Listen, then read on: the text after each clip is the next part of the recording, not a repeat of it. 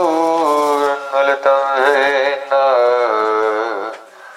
Tasmai Sri Gurave Namah Gurave Gaurachandraya Radhikaya Tadale Krishnaya Krishna Bhaktaya Tadbhaktaya Namo Namah Sri Krishna Chaitanya Prabhu Nityananda Sri Advaita Gadadhara Shiva Sari Gaura Bhakta Vrinda Hare Krishna Krishna Krishna Hare Hare Hare Rama Rama Rama Hare Hare.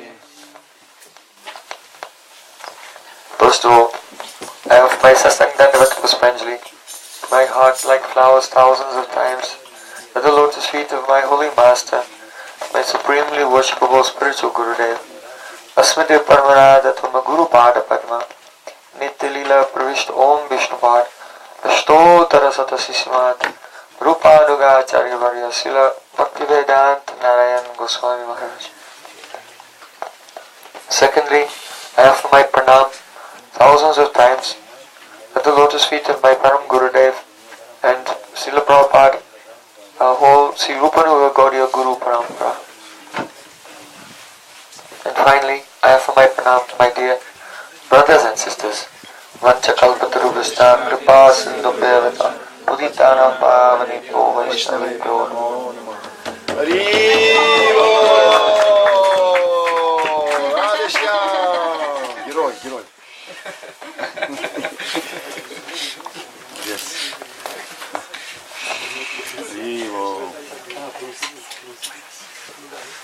So today we're studying Srimad Bhagavatam Canto 11, Chapter 20, Verse 8.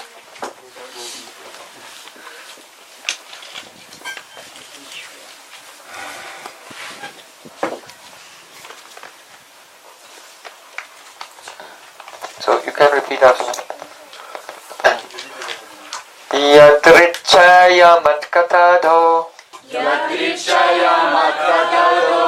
Jata sradhastu yapuman Na nirvinno nati sakto Bhakti yogosya siddhidaha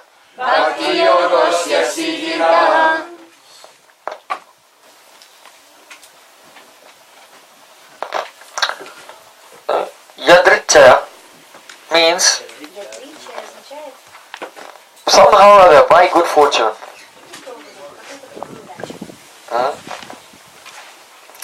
Matkatado. Jatasradhas.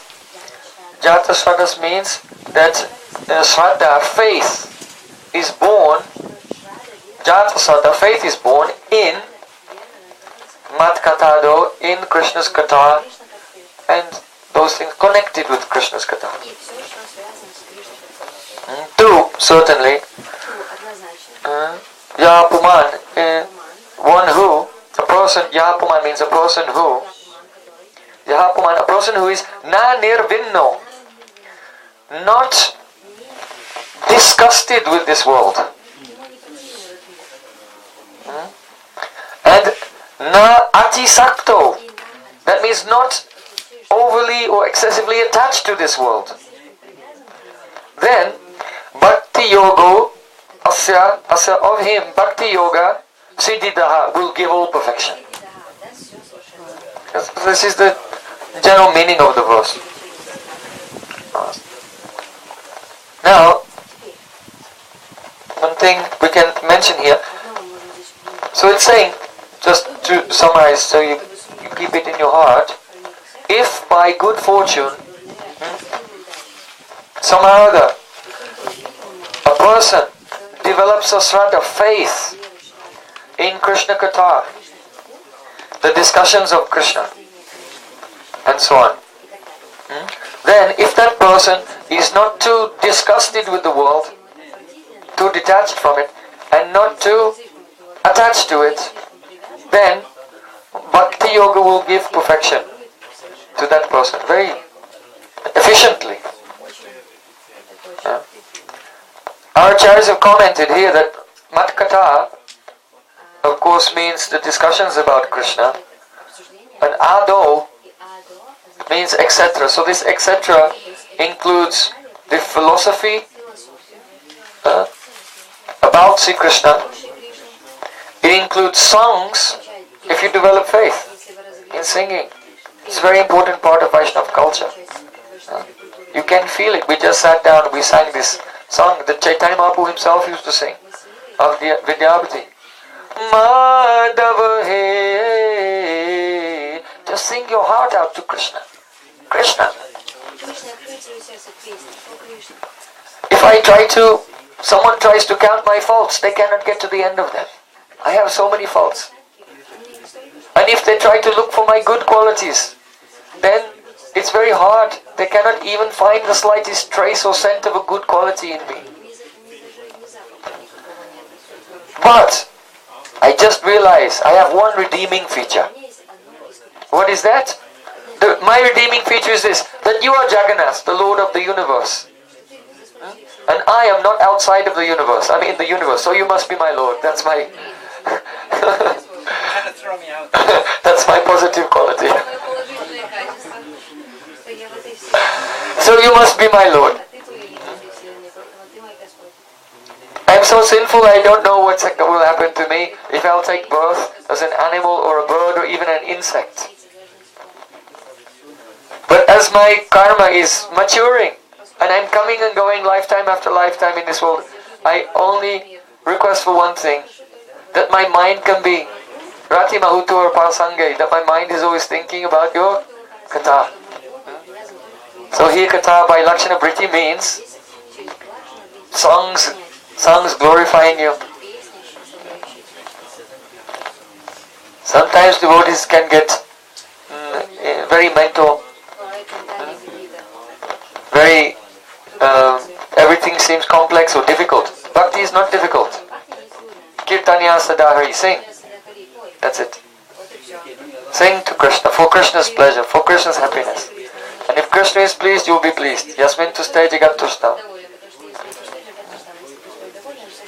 Don't make things complicated.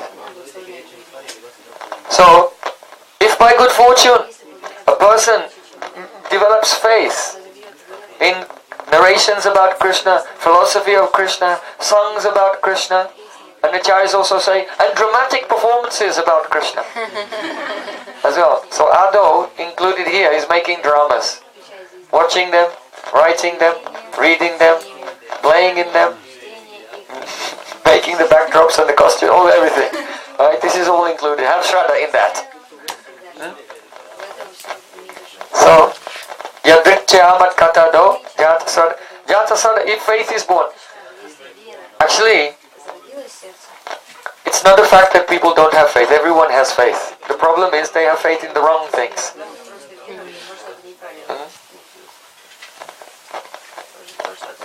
In Bhagavad Gita, Sri Krishna said, Trividha bhavati sraddha. That there are three types of faith. And that is Swabhavaja, born from your Swabhav. In other words, Swabhav means the conglomerate, the aggregate of all the impressions in your subconscious mind. They make the essential background music of your life that's playing always in your head. So your basic just worldview or basic disposition, the way that you see yourself in relation to others, that is from the perspective of the one physical body to others, this false avidya, and then we have a basic kind of level mood, and we sometimes go a little bit up and a little bit down, but we always return to the base level. And so that atmosphere, our internal atmosphere, that we call each other's personality, is just like the background music created by the conglomerate of all the samskars in the subconscious mind from all the past activities. So then that is called your Saddha, actually. So one person, due to the collection of their past activities, they have very strong faith in working to get stuff, fruitive work, or reward-seeking activities. I think this is it, right? I have to just work hard and sweat and try to get the stuff that I need to enjoy. So this is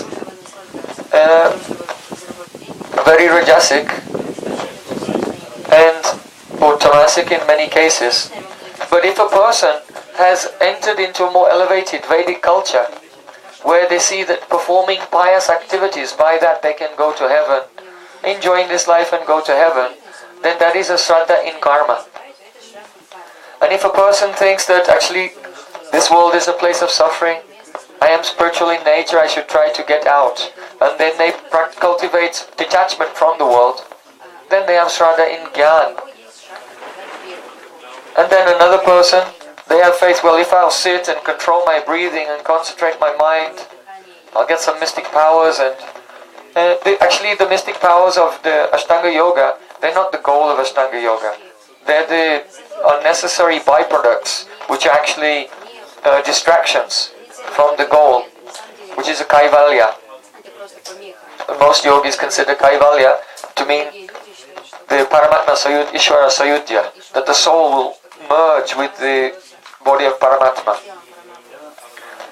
So, anyway, if a person believes in this, doing some mechanical process, adjusting the pran and the chitta and so on, so that they can become detached from it and be liberated, then they have a shraddha in yoga.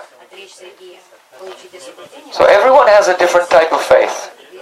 But here, Krishna is not speaking about that. He's speaking about yadrichya matkathado jata shraddha, the faith that has come in listening to his pastimes. Persons who haven't developed that, then they listen to the pastimes of Krishna and they're wondering, oh, what a colorful mythology. Who is this? Perhaps Krishna is some historical person from many years ago, and slowly over the generations everyone started exaggerating about his heroic deeds until it became these fabulous stories everyone's talking about. So someone may think that Krishna is some historical person, and many legends have risen up about him, and someone may think that he's completely fictional. Or someone may think that it's all the pastimes are symbolic, that we have to see in a symbolic way, just like Bhagavad Gita. Then everything is symbolic. The chariot is the body, and the horses are the senses, and Arjuna is the material ego, but he has to surrender to Krishna, the Atma, and you are Krishna. Whatever. People make up just some symbolic things, because their knowledge is not coming in parampara. If knowledge is not coming in parampara, then it must be wrong, because there isn't another way of getting infallible knowledge. It is intrinsically, absolutely, and infallibly wrong. Because that knowledge which is sarvatit, sarvasray, of the sarva achintya, ascharya swabhav, that which is inconceivable, which is beyond everything, which is the shelter of everything, that knowledge can only come from the amnaya, that is the Guru Parampara Dwara Prapta Veda Vakya, the statements of the Vedas received in Guru Parampara. So there may be in some teachings there may be some relative truth related to the gradual progress from the lower gunas to sattva gun. We find that. It's not uncommon. But to understand the deepest region of transcendence, the pastimes of Sri Krishna, is not accessible except through the Shabda Brahma, spiritual sound received in the Guru Parampara. So, here, Krishna is speaking about faith in Katha. That means that you are listening. You are not listening thinking even Krishna is God. If you're listening to Katha about Krishna and thinking Krishna is God, it's not enough. If you're listening and thinking this is an explanation of what God does, and you believe that God does this, and He did what you're listening to, He did it 5,000 years ago when He appeared on earth, this faith is not enough. when you are listening and you are thinking that this guitar, this very vibration of the pastime is Krishna and his pastime itself and it's happening right now, then you have Shraddha in Harikatha. Shraddha in Harikatha. Harikatha is Sri Krishna himself. It is not different from him, his pastimes and his associates. It's not a historical account of something that happened before, but it's happening right now. And those who are really doing Sravana, really hearing, they can catch that internal perception of the Leela. Because Krishna's Leela, Nimesha Dakya Va Shravati, that one moment, 1 second never passes. Each moment of Krishna Leela is an eternal reality. And therefore, when a realized soul is seeing the pastimes of Krishna in his heart and describing them, then there's a transmission of that pastime happening right now to the hearer. So this is a Shraddha. Faith in Harikatha. So that faith, how does it come about? So it's said in this verse, Yadrichaya. Yadrichaya, somehow or other by good fortune. So our class today is on this word only, Yadrichaya. We're only going to discuss one word, Yadrichaya. Yadrichaya. There's some discussion there. So, the reason, someone may say, well, this is a bit pedantic, why are you talking about this word Yadrichaya? But it's really, really deeply, philosophically, ontologically important to understand this word Yadrichaya. Somehow by good fortune. And the reason is this. Transcendentalists, those who are interested in the ultimate reality, the absolute truth, know that that absolute truth is beyond time, beyond space, beyond cause and effect. So, anything that you do in this world is a cause which has an effect. And so all the activities are within the chain of cause and effect within the material world.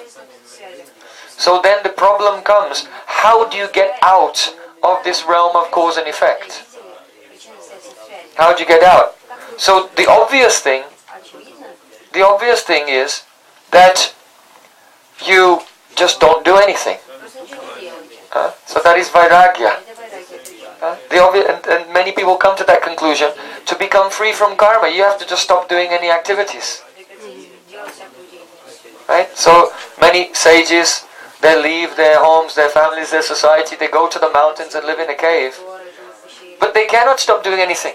And Krishna says in Bhagavad Gita, Nahi kaschit sanamapi jatu tistati kamakrit kayate havasha karya sarva prakriti jara gunai. Krishna said, hey Arjun, that stuff is not going to work. Why? Because no one can refrain from doing some activity, even for a second. You cannot. Kaya say shyavasa karya. Everyone is forced to act. So, to become free from the chain of cause and effect from karma and attain transcendence, if you're forced to act, how can you do it? And it also means that just leaving everything, renouncing everything, trying to become a recluse. Even a recluse has to eat, has to bathe, has to sleep, has to have some shelter, has to do something, just so he can continue his meditation. So, it's very problematic. On the one hand, the truth is beyond cause and effect. On the other hand, everyone's forced to act. And every action will have another reaction. So how does one become free? So, someone may say, if I act in this world but without ahankar, then it will not produce a reaction. So that's true. That's true. Yagya tat kamano nyatra loko yam kama bandhana tada tam kama kuntaya santa samachara. Krishna said in Bhagavad Gita, if you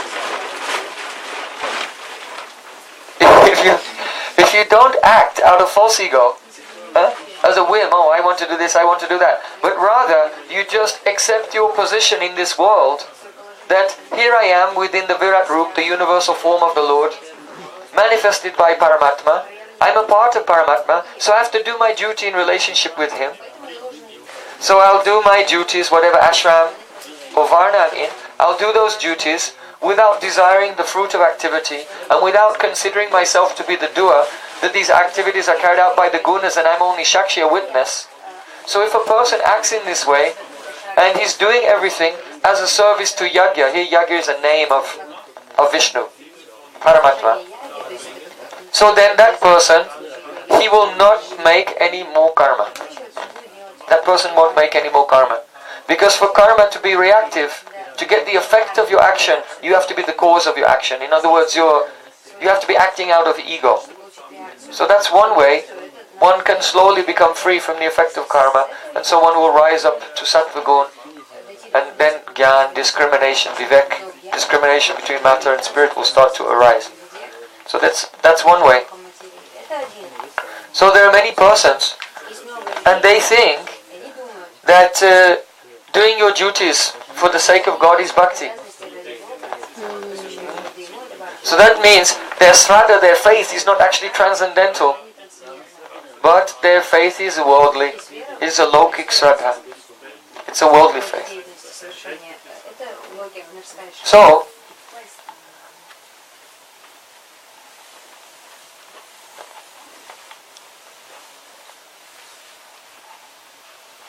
there are many persons who do their duties as an offering for Vishnu. Their aim and object is mukti, liberation. Liberation. Many impersonalists, either they renounce or they stay doing the worldly activities, but their goal is mukti as well. So they consider that the performance of work is only something that you do until jnana arises, then you'll give it up.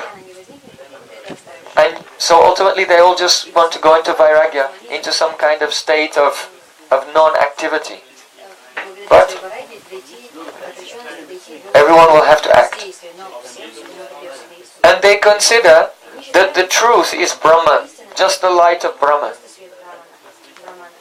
So that Brahman is the niskriya. It has no activity at all. It has no characteristics, has no desire, no shakti, no shape.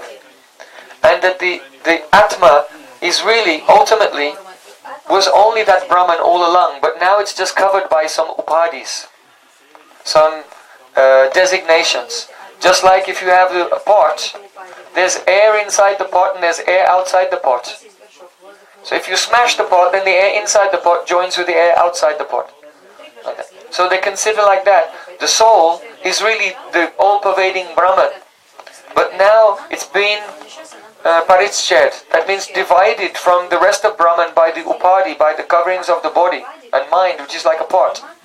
So if we finish our karma, then eventually the mind will dissolve and the body will also be dissolved, and then the pot is gone, and now you are nirvana, liberated. So then they consider that now they have reached a stage beyond cause and effect. And they look at devotees and they say, what are these devotees doing? Singing, dancing, making flower garlands, dressing their statues. And such persons who are into the liberation, the oneness, impersonalism, so they think that the devotees are unevolved. That they're just like children. They don't really understand the intricacies of spiritual life. So what they're doing is they're worshipping this deity because the incarnations of God, Vishnu, they're the highest manifestation of Sattva Gun. So by worshipping that which is of Sattva Gun, then you'll slowly come up to Sattva Gun, and then when they're mature, then they throw their deities in the Ganges. No need for them anymore. Their use has been it's been accomplished. It's their utility is now expended. no need for them anymore, because you've come to Sattva Guna, and now somehow you have to make that last step beyond the gunas. Rise to the top, and then you can, from there you can be liberated. So they think like this. And because to be fully renounced, to be completely detached and really not do anything, now you're beyond cause and effect. And this bhakti, they see bhakti like a karma, actually, like a pious activity to be elevated. So that's one of the offenses to the holy name. Dhamma brata tyaga hutadi sava shubhakriya samyam api pramada. To think in your mind that the activities of bhakti are some kind of religious ritual by which you become just purified and elevated, and you can get good worldly results in the future and so on. So, this is the way that they see bhakti. And it may be, perhaps there's some misconception, a few cobwebs in your mind that you may consider bhakti in this way. And so that's why we're having this discussion today about the word yadrichaya. That even though bhakti looks like an activity in this world, singing, dancing, decorating, picking flowers, hearing, chanting, studying the Shastra, it looks like an activity within the flow of cause and effect. But bhakti is ahoituki. It is causeless. It is completely causeless. Now that's a mystery. How can it be causeless? It's causeless because the only cause of bhakti is bhakti. Bhakti is the cause of bhakti. The activities of pure devotional service are themselves the cause of themselves. In other words, the bhakti of one person is the cause of the bhakti in another. And therefore, all the activities of bhakti, when they are rendered in the anugatya of Guru Parampara, you see? Because when the spiritual master or pure Vaishnavas, they're telling us, do this, this, this, this, then the bhakti of that Vaishnava becomes the cause of your bhakti.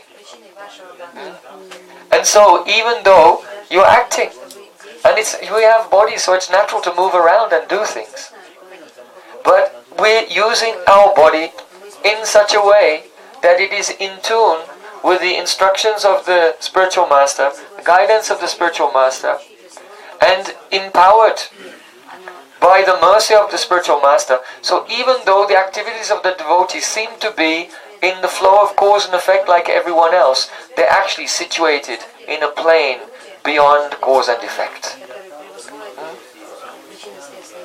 So here, yasya haridasya kamana manasagira, jivan mukta suchate. A person, it is said that a person who is fully engaged by their body, mind and words in Krishna service is actually a jivan mukta, liberated even while still living in this world. So the activities of a devotee, they may look similar to the activities of someone else, but one person is tightly bound in karma and making more karma, and the devotee is completely daivya shagunamayi mamamaya. Mahatmanastu mampata daivim prakriti mashrita. They are Mahatma, the Atmas have been fully expanded, Purna Vikasita Chetana. And they're no longer under the laws of cause and effect, they're no longer under karma, they're under the control of bhakti, Krishna's internal pleasure potency. And so they are Mukta Purush, liberated, even while being apparently still in this world. So, therefore, the cause of faith in bhakti, when we have faith, then we engage in bhakti. If you don't have faith, you just won't do it. The stronger your faith is, the stronger you'll engage. The more steady your faith is, the more steady your practice will be. So, faith is the cause of our engagement in bhakti. But what is the cause of our faith? Here, yadrichaya, it is said, by good fortune.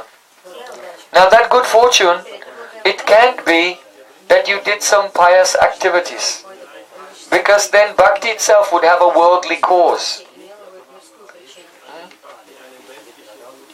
So, then what is the cause of this good fortune? it can only be sadhu sangha, the association of a Vaishnava. But then one could say, but what was the cause of you having the association of a Vaishnava? Huh? So, that you may say it's Sukriti. Huh? But what Sukriti? Okay, you can say it's Sukriti, but what was the cause of that Sukriti? Huh? So, this is the question that we want to discuss and answer today. When Sri Krishna was in the womb of Devaki, before he appeared, and she was imprisoned in the cell of Kamsa Maharaj, all the Devotees gathered in the sky there, and they were offering prayers to Krishna in the womb of Devaki. So they said, Swayam Samuttirya Sudustudam Duman Bhavanavam Beenmam Adabra Suridaha Bhavat Padam Boru Ranavamattate Yata Nidhaya Sadanugraho Bhavan. Very, very important verse.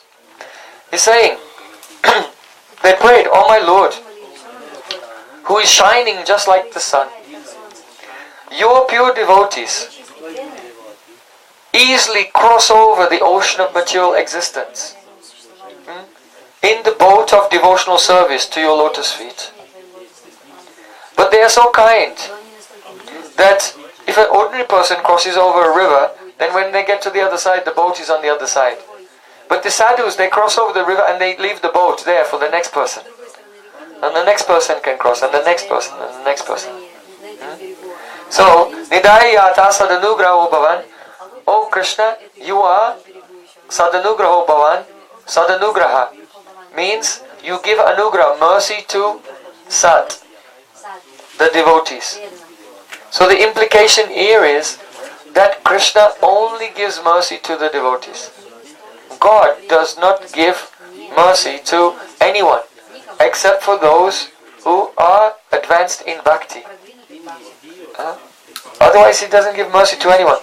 This is very important to understand, because if we will say that God gives mercy to a random person and makes him into a devotee, now God becomes partial, right? And then you think, well, why did God created us all, why did God give back to this person but not to that person?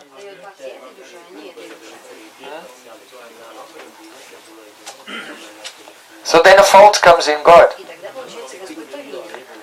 So the answer is that Sadanugraha, that those devotees who are already in the shelter of the internal potency, devotees are already in the shelter of the internal potency, Krishna reciprocates with them, not with anyone else. Krishna doesn't even know about the sufferings of others, because he's like the sun, and Maya is like, so it's called here Duman, means, oh Lord, you are like the sun. So there's no day and night on the sun. Right? There's no night time on the sun. There's no darkness. So in the same way, Krishna doesn't know anything about Maya, because he's not in Maya. So the living entities in Maya, Krishna just doesn't know.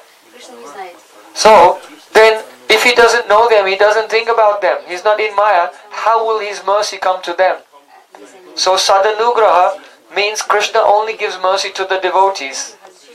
And Sad Anugraha means Sad, the devotees, are the embodiments or the vehicles of Krishna's mercy. And Sadanugraha means Krishna's mercy comes to the living entities through the devotees. So three meanings of Sadanugraha means Krishna gives mercy only to the devotee is the embodiment of Krishna's mercy, and Krishna's mercy comes to the living entities through the devotee. These are the three meanings of Sadanugraha. And this is why the most valuable and important experience in the whole world is Sadhu Sangha. Because without Sadhu Sangha, without the association of Vaishnavas, there is no other possibility of awakening bhakti. There's nothing you can do that will produce the effect that you have bhakti, because bhakti is beyond cause and effect. It's not part of this world, it's transcendental, it's part of the spiritual world. So, now we come to our verse we're discussing. Yadricha amat katado jat sadas tuya puma. If a person, by good fortune, that means by good fortune arising from sadhu sangha, the association of pure devotees, if they develop faith, so what does that mean that they develop faith? As we mentioned before, everyone has faith, but someone has sattvic faith, someone has rajasic faith, someone has tamasic faith, and that faith is based on swabhav, the collection of your samskars. So nirgun sraddha, or transcendental faith, is also a samskar, but it's a samskar which appears in your heart by the association of pure Vaishnavas. When a person meets pure devotees, serves them, tries to please them, and they are satisfied, then by their mercy, then the samskar appears in the heart, and that samskar is Krishna Seva Vasana. It's a vishesh samskar, an intense impression which you experience as a feeling. I want to serve Krishna. Krishna Seva Vasana. And then you begin to engage. So the transcendental bhakti of the sadhu was the cause of your sanskar, which is the cause of your engagement. So bhakti remains causeless, ahoituki.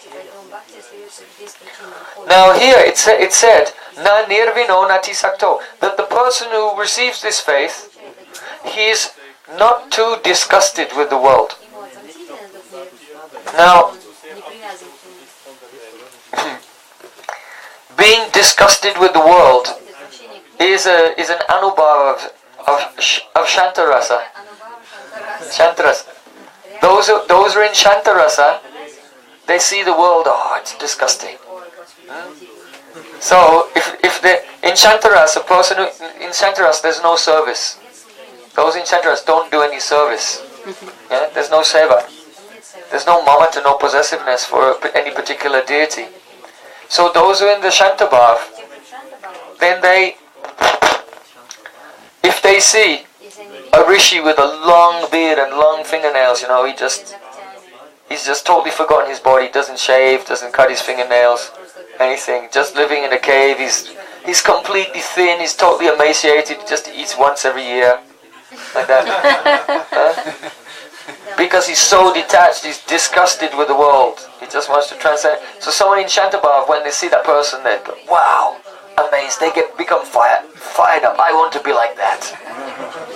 That's udipana for them. If they see some mountains where no one lives, they think, they get really fired up, brilliant, I can go there, I won't have to look at anyone, don't have to talk to anyone, or interact with anyone at all, that's all Maya. So to be disgusted with the world, such a person, they have the Nirved. It said, actually Bharat Muni says that the Sthayi Bhav of Shantaras is Nirved. For us it's a Sanchari Bhav, Nirved. But Nirved means disappointment. Nirved is the emotion of disappointment. It's all just a waste of time. Right? So for someone in Shantaras, that's like ecstatic. That's their Sthayi Bhav. A rishi who's in Shantarasa, if someone will give him $1 million, like, $1 million. And for him it's ecstatic to just like spit on everything. $1 million. That's like his ecstasy. So Nirved is by Bharat Muni is considered the Sthayi Bhav of Shantarasa. So especially there is bibhatsa. Bibhatsa means disgust. So that person, he looks at his own body and disgusting.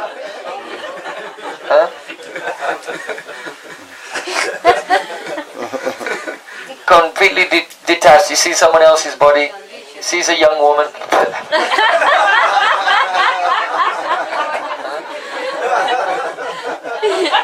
Disgusting pile of fat and blood bubbling around it.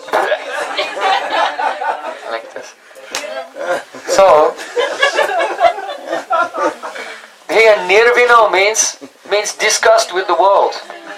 So when a person is disgusted with the world, that's a Gyan Adhikar. They have Gyan Adhikar. Gyan Adhikar means that which makes you strive to mukti, just to get out of this world. So, if someone is nirvinaha, disgusted with the world, they have Gyan Adhikar. And atisakto, if someone is excessively attached to the world, then they'll try to enjoy it. So they have karma adhikar. So here, because the verse says na nirvino, na atisakto, the person is neither disgusted. That means he doesn't have jnana adhikar. And na atisakto means he doesn't have karma adhikar. Right? So what was the everyone in the world has either karma adhikar or jnana adhikar. It's like that's what everyone has. Automatically, that's what everyone has. So what is the cause of him not having these two types of adhikar? That is the yadrichya matkatado jata sradha. That by the association of a sadhu, he's received this vishesh sanskar, this special impression of faith in hearing and chanting about Krishna.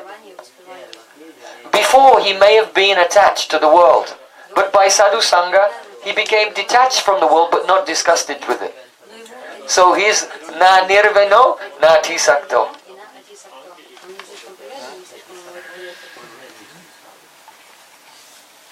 So bhakti yogosya siddhida, that person, easily by practicing bhakti, they'll become perfect. Now, what's the meaning of yadrichaya specifically? In Bhakti Sandarbha, Srila Jiva Goswami Pad, he says, yadrichaya kenapi parama swatantra bhagavat bhakta sangha tat kripa jata mangalodayena.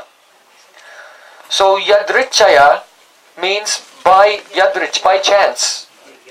By chance. Yadricha, by chance, means mangaludayena, means by the awakening of good fortune. Mangaludayena, by the awakening of fortune, which is kripa jata. The awakening of good fortune, which is born from the kripa, the mercy of Bhagavad Bhakta Sangha, the association of a devotee. And the devotee is Parama Swatantra, supremely independent. Supremely independent. So I'll just say the phrase again. Yadrichaya Kenapi Parama Swatantra Bhagavad Bhakta Sangha Tat Kripa Jata Mangaludayena.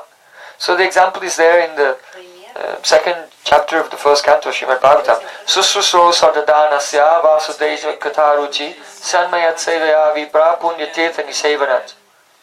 When a person goes to a holy place, then the benefit of being in the holy place is sadhus are staying there. If you go to Vrindavan, go to Navadvip, go to Puri, sadhus are staying there.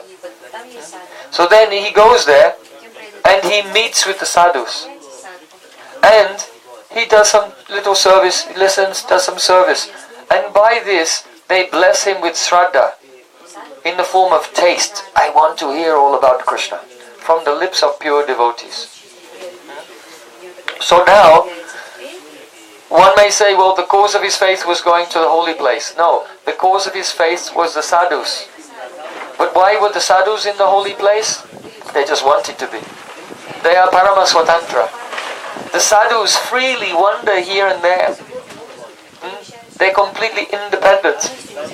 So it is said, Parama Swatantra Bhagavad Bhakta Sangha Tat Kripa Jata Mangala Udayena. So, therefore, the conclusion is that the cause of bhakti is always sadhu sangha, and the cause of sadhu sangha is sadhu sangha only. So it said tata satsanga hetuscha, means tata satsanga hetuhu.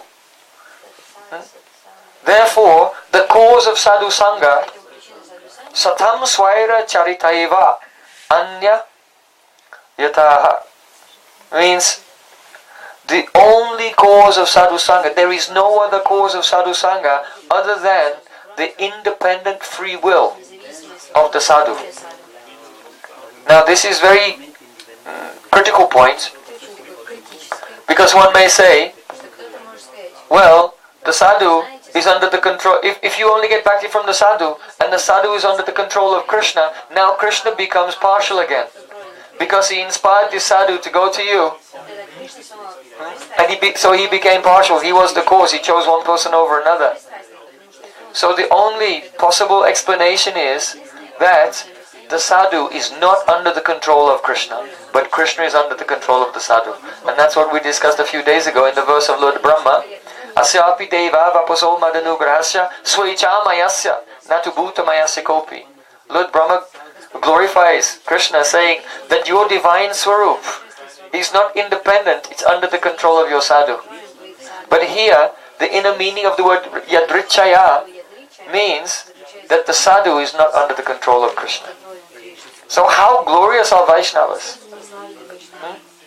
God is under their control, but they are not under the control of God. They have swaira charita. Swaira charita means independent characteristics. So that every time you see in Srimad Bhagavatam, or many times in Srimad Bhagavatam, when a rishi approaches any worldly person and blesses them, Shukadeva Goswami again and again he says Yadrichaya, indicating that the sadhu is wandering around the world just out of causeless mercy. Once some devotees they asked Srila Prabhupada, "Oh Srila Prabhupada, what did we do? What good fortune, pious activities did we do in our previous life that in this life we have your association?" Srila Prabhupada said, "I created your good fortune." That is a Mangaludayena, the awakening of good fortune, whose only cause is Parama Swatantra Bhagavat Bhakta Sangha Tadjata Sada Mangaludayena. So the example is that in the 11th canto we see Maharaj Nimi.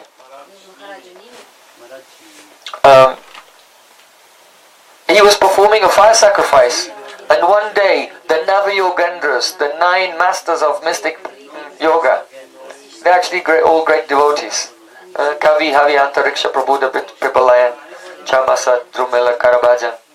So 9 yogendras, they came there. So in describing that, Sukadeva Goswami says, Ta Ekada, once upon a time, Nime Shatram, at the yagya of Nimi Maharaj, Upajagmu, the 9 yogendras approached Upajagmu, and they approached him Yadrichaya, in accordance with their wish. God didn't make them do it, karma didn't make them do it. It wasn't the Sukriti of the Nimi Maharaj either. It was Yadrichaya. They're wandering through the world by their free will. And just by a touch of sadhu sangha, the living beings become freed. Tulevana lavana pina swagam napuna bhavan bhagavad bhakta sangha syamatyanam kimatashish. The Prachetas prayed to the Supreme Lord, said, "I want to give you a benediction." He said, "We don't want any benedictions. We don't want mystic powers. We don't want to go to heaven. We don't even want liberation. The only thing we want in our life is just a second's association with your pure devotee.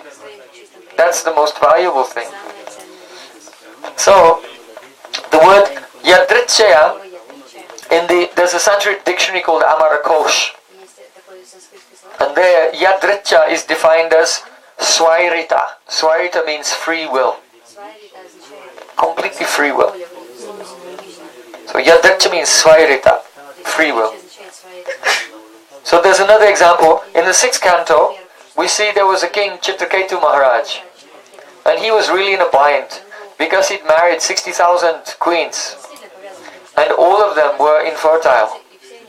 So that's not good for a king, because a king, he comes from a glorious dynasty, he's trying to glorify his dynasty, but his dynasty has to continue, so he must have a son. So even though he has so many wives, but none could give him a son. So he was doing yagyas and he was getting older and he was very worried. And then one day the Angira Rishi came there. So it is said, Tasyaika dhatu bhavanam Angira Bhagavan Rishi. The great Rishi Angira, once upon a time, Lokan Anucharan Eitan, when he was traveling around various planets, yes, he can fly from planet to planet, he came to the palace of Chitraketu Maharaj. Upagatshat Yadrichaya, he arrived there suddenly, Yadrichaya, by his own free will.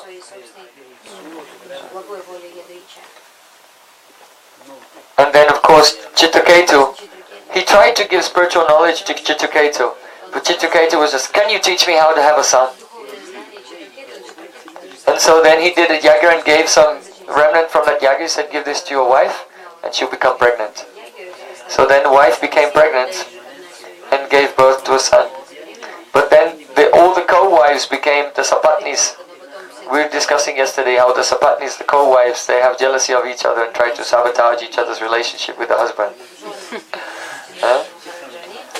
By painting the impression of Krishna's earrings on the other's face while they're asleep. So the other co-wives became really envious, and they decided that, look, now the king only loves her, he only associates with her, he's neglecting us completely. Why should thousands of us suffer just for the sake of one person? So the solution to this problem, if we can just poison this child, then we'll all be happy again. Better one life be spoiled than thousands of lives. So they thought in this Machiavellian way, and they put some poison in the milk of the child, and the child died. Then Chitraketu was going mad in grief, and while he was crying, then Angira Rishi came back along with Narada Muni, and Narada Muni, seeing the weeping of the king, then he called the soul to come back into the body, and then the boy sat up. Narada Muni said, go to your parents. And he looked at all the people in the palace there. He said, who's my parents? I had so many parents. And I had so many lives. So these are your parents. In which life were they my parents? I'm just like a gold coin. Just like a gold coin is in someone's pocket. He says, oh, my gold coin. But then when he spends it and buys something, then he forgets about it, goes into someone else's pocket. And then he's, oh, my gold coin. And the coin is going from pocket to pocket. And whoever's pocket it's in, then everyone loves that coin until they spend it. So he said, every soul is like that. When you come in a pocket, that means you're born in a family, then they love you. Then the moment you leave your body and go to another family, they don't care about you anymore. You're the same person, but they don't care about you. And now the other families think, oh, you're my gold coin. Like this. So all these relationships, they're all on the mental platform. They're all illusory. So then hearing the... Chitraketu would not hear instructions from the lips of Angira. He didn't want to know. He was blinded by material desires. He wasn't surrendered. If someone is not surrendered, they have no capacity to hear. You can go in a class, but if you're just going there for some entertainment, you will not understand. Even if you're really smart, really intelligent, you'll not understand. You're going there for some entertainment. But if you have come to surrender and hear deeply, then it will go into the heart and one's life will change. So, but now he'd heard because he was attached to the boy. Then he listened. You see? If we're hearing from a sadhu and we love that sadhu, we love that devotee and we're attached to them and we're dedicated to them, then the words will have effect on us. If there's no attachment, if there's no mamata, possessiveness, oh Gurudev, you are mine, then the sound will not go inside, it will not go into the heart. So, that was a very clever situation because actually Narad, it was a performance. Narad came there and said, oh soul, come back. But actually, that soul was Angira Rishi. Angira Rishi said, in his karma, that king could not have a child. But Angira said, oh, take this sweet rice, your wife will become pregnant. Angira Rishi went away, went into meditation, and then he entered into the womb of that woman and became the son and acted in such a sweet way to make them attached. And then by his mystic power he made the others give poison to him and then he left. And then Angira came back with Narad. And they were like a double act. Then Angira went into trance and Narad told the boy, come back. Then Angira entered back into the body of the boy again and spoke to the king. So this time the king would listen to him because he was attached. Before he was attached to his own desires and not to the devotee. So he couldn't hear. So then that devotee was so merciful, Yadrichaya. He was so merciful, causelessly merciful, that he took a form that the king would be attached to and he instructed him through that form.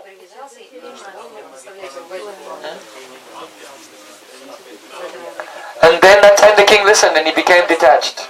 And the boy requested permission, now my karma is finished in this life, I have to go. And then the soul went, and then Chitraketu Maharaj became detached from the illusion of the attachments for worldly relations. And he became disciple of Narad. And all his family members also. And they all became devotees. And they became happy, free from the illusions of the worldly life. So, that's the example in the 6th canto, the arrival of Angira Rishi in the palace of Chitraketu Maharaj. Upagatscha Yadrichaya.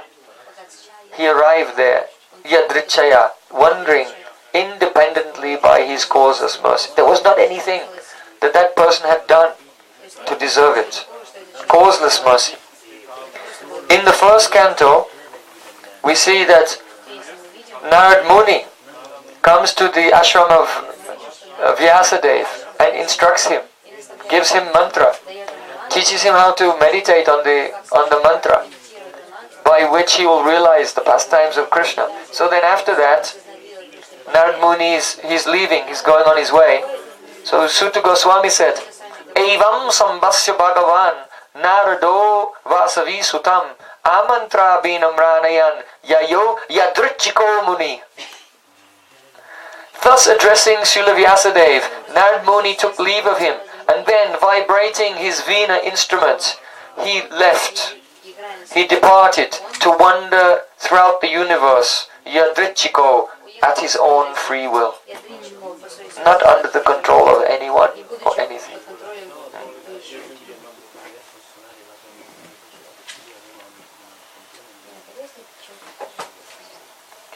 So we see everywhere in the Shastra, Mahaprabhu said, what does Shastra teach us? Sadhu Sangha, Sadhu Sangha, Sarva Shastrika. All the scriptures are saying one thing, Sadhu Sangha. It's really ironic and quite tragic that people believe in this Ritvik philosophy that you can learn about bhakti from books. Just teach yourself from books without having any sadhu sangha in this life. It's quite ironic because the very books that they think they'll teach themselves from, Mahaprabhu says they're only saying one thing. Let's go to a sadhu.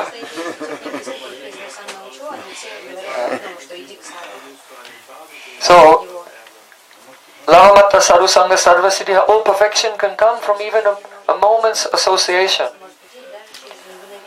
So, if you study any Shastra, you will see that purification of Sadhu Sangha is there all the time. Just like Uddhavji, when he came to Vrindavan, he was weeping and praying, Asam moho charana reinu jusha mahamsyam Vrindavane kimapi gomalatauta jadinam Ya justa jam sajana aya patam chahitva Bejur makunda padavim shuti bevimega. It would be a matter of great fortune for me if in some future life I could take birth as a herb or a creeper or a small bush in Vrindavan, so that I could get the touch upon my head of the foot dust of the Braja Gopis. They have abandoned everything. They have gave up the path of Vedic Dharma. But there's no fault in them for this. Why? The Gopis don't have to follow the Vedas because the Vedas want to follow the Gopis. Because the Gopis directly hold the lotus feet of Krishna on their hearts. But the Vedas themselves are still searching for the dust of the feet of Krishna. Shruti Bevi Mrigyam.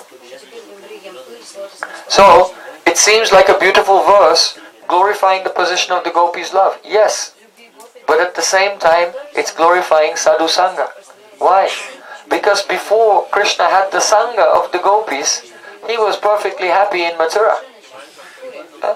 He was thinking, I'm Uddhav, Vrishni Pravaro Mantri, I'm Krishna's friend, I'm his minister, I'm the chief of the Yadu dynasty, disciple of Brihaspati. He was satisfied, he was happy, he was overjoyed with his position. But then by having the association of the gopis of Braja, his whole view of reality was completely transformed. He became Prematura Bhakta. Prematura means one who is experiencing the extreme anxiety, who's being tormented, who's being tortured by his own unfulfilled desire. I don't want to be Uddhav. I want to take birth as a blade of grass to get the touch of the foot dust of Braja Gopis.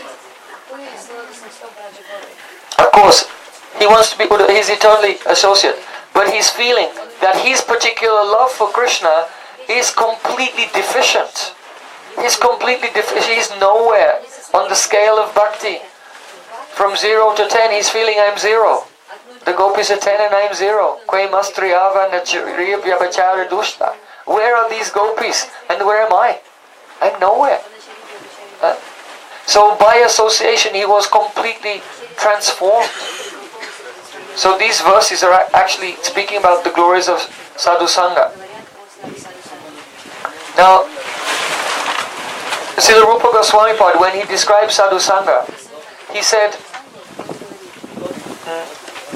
Sajataya snigdei Sadhu Sangha sutho bare. Sadhu Sangha means to associate with those who are significantly more advanced than ourselves.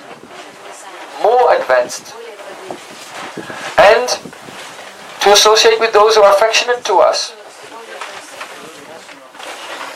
Who are taking by their free will, taking their time and energy to help us in our spiritual life out of affection. And Sajate Ashay. Ashay means the antakaran, the chitta, the inner region of the heart. That person should have the mood in the inner region of their heart which you aspire for. The same mood that you are trying to attain. Sajate Ashay Snigdhe. And the reason this is important is that the association that we take affects our mood. So if you will associate with persons who have Aishwarya Bhav towards Krishna, then that means that they see Krishna as God.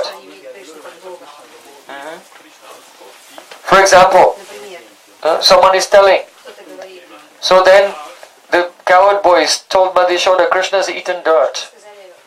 So then Madhya Yashoda came and said, Krishna, have you eaten dirt? And then Krishna said, no, mother, let me look in your mouth. And then Krishna showed the universe in his mouth. Right? So this is Aishwarya.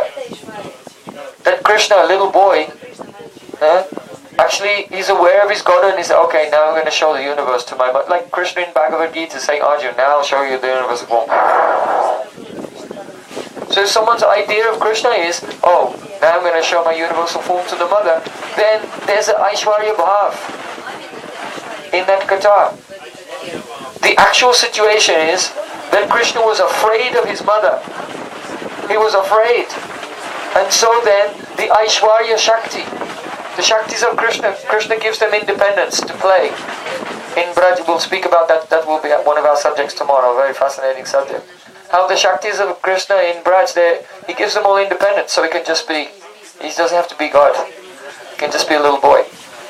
Because he's still God, but he's not, his own awareness of being God will cause the rasa of his experience, his exchange with the Brijbasis to become contracted.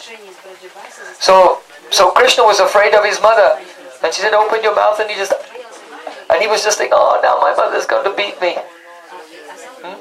So his Aishwarya Shakti, who was always looking for an opportunity to serve him, suddenly manifested the universes in his mouth.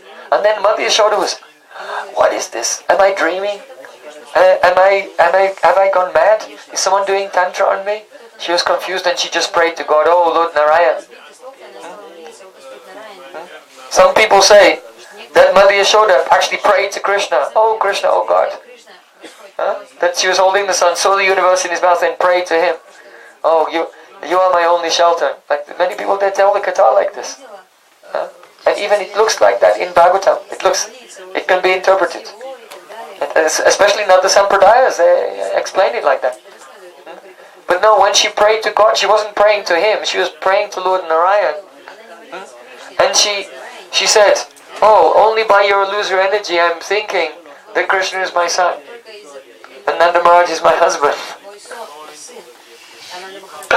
So she completely thinks she's like a person in Maya. Like Chitraketu was in illusion, thinking that his son was his son. So Mother Yashoda is thinking I'm in illusion. She's in illusion, but she's not in the Maya, Mahamaya illusion. She's in Yoga Maya, which we cannot say is an illusion in the same way, because the relationship is eternal. One could only say it's an illusion from the Tatastha perspective. But those who are in the Tatastha perspective can never experience the ras of that lila. So we'll not say that we know Krishna is really the son of Yashoda. That is the perspective from within the lila. So, if someone is that we are associating with persons, they speak about Krishna and explain everything with the Aishwarya Bhav, then you also develop Aishwarya Bhav. And if we hear the katha from a very rasic person who explains in such a way that Krishna is the essence of all sweetness, rather the essence of Bhagavat, the essence of Godhood is the sweetness. Madhurya Bhagavatasa Braja Koile Paracha Taha the Sukha Vyasera Chaitanya Mahaprabhu instructed Sanatana Goswami, the essence of Godhead is this Madhurya, the sweetness. So, even if someone will describe the katha of Krishna in a very sweet way, but maybe they're in Sakyarasa, and by their association, then you get the impressions of friendship. They may be in Madhurya Rasa, but Swakiya or Paraswiya, the mood that Radha and Krishna in Golok Vrindavan are married. So then that impression will come.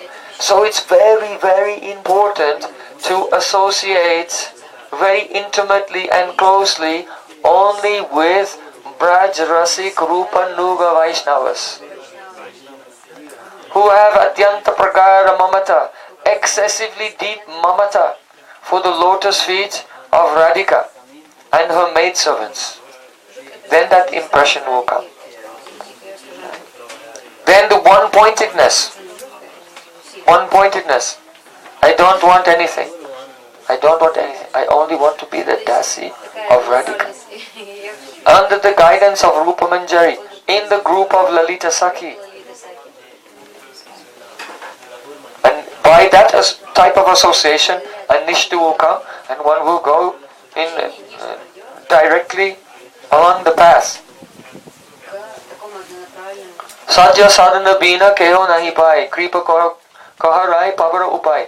Mahaprabhu, after hearing about the goal of life, his goal of life, for him his goal of life is Sri Radhaya Pranaya Mahima, to realize Radharani's mood. So after hearing about that, then he said, Oh Ramananda Rai, without doing the appropriate sadhana, one cannot attain his sadhya.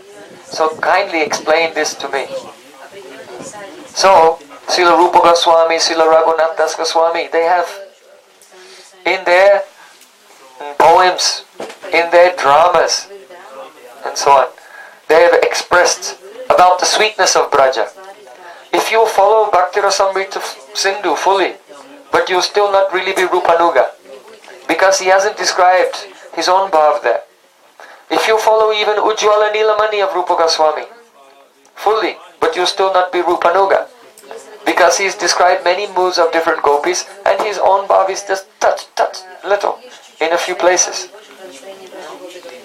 So, those who are Rupanuga will take shelter of Rupa Goswami's poetry, where he has expressed his own treasured sentiments.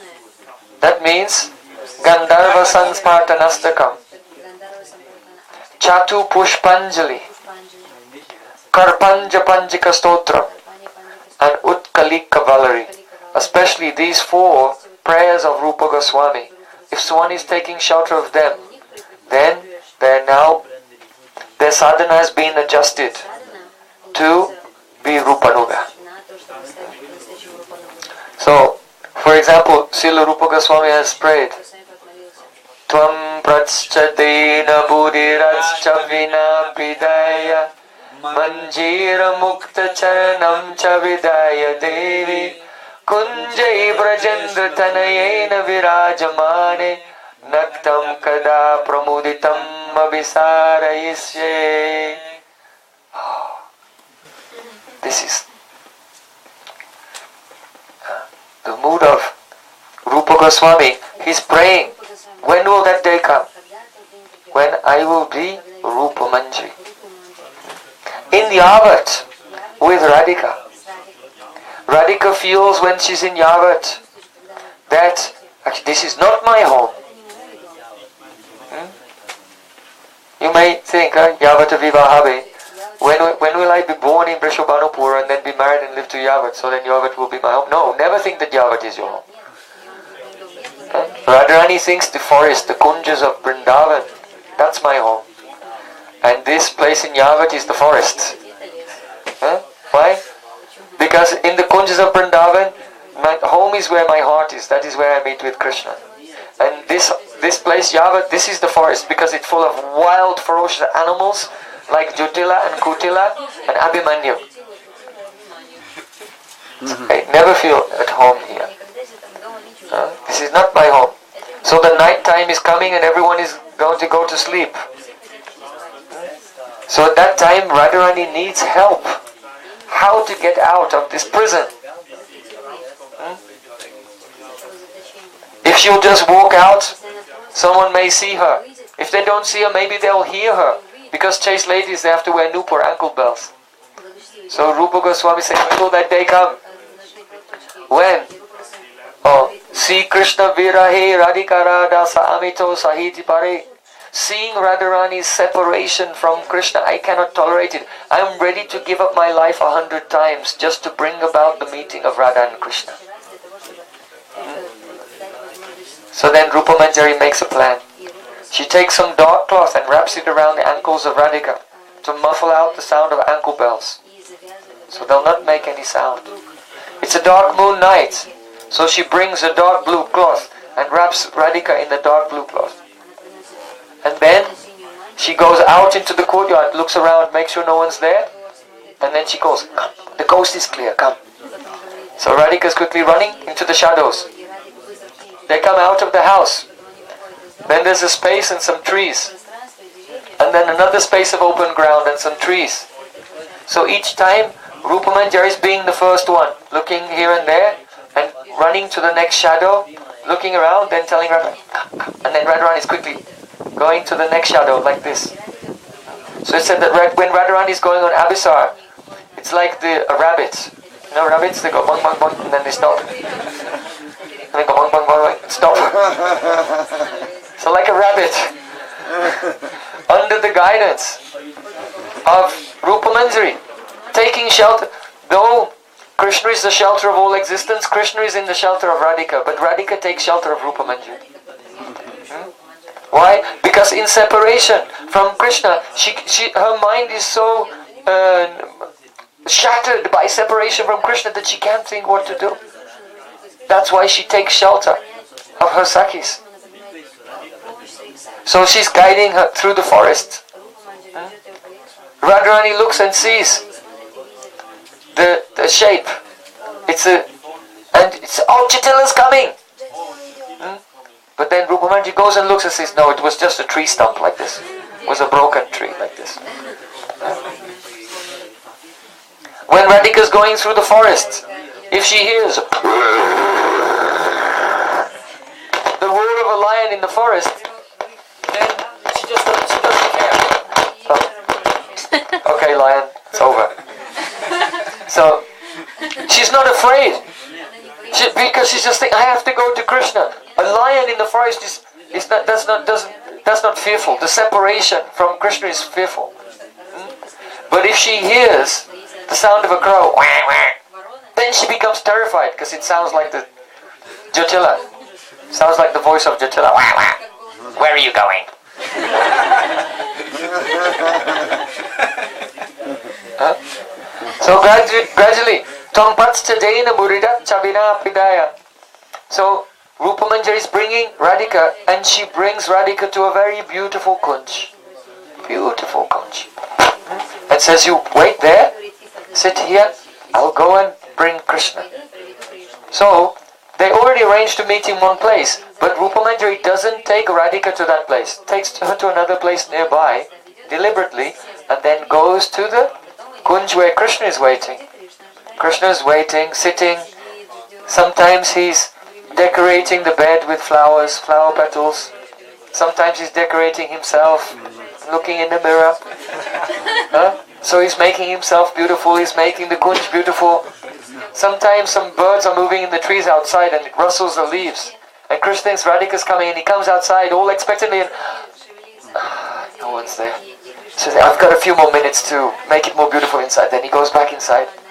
So Krishna is in such anxiety, he's just like the Vasaksaja, the Nayika, the Vasaksaja Nayak who's preparing to meet her beloved. But Krishna is going through these stages. Vasaksaja, Utkantita, so much anxiety. So finally when Rupa Manjari comes there, then Krishna he's so happy because if Krishna sees Rupa Manjari, then he knows that Radhika must be nearby. So Krishna very happily, he greets Rupa Manjari. Oh, where is Radhika? Rupa Manjari says, I regret to inform you that the security of Jotila is so tight today that Radhika could not escape. So she cannot meet with you tonight. And then Krishna, his heart is broken. Alas, alas! And he falls to his knees with tears in his eyes. He's crying. And when Rupa Manjari sees Krishna tortured in this way and weeping, she feels such satisfaction.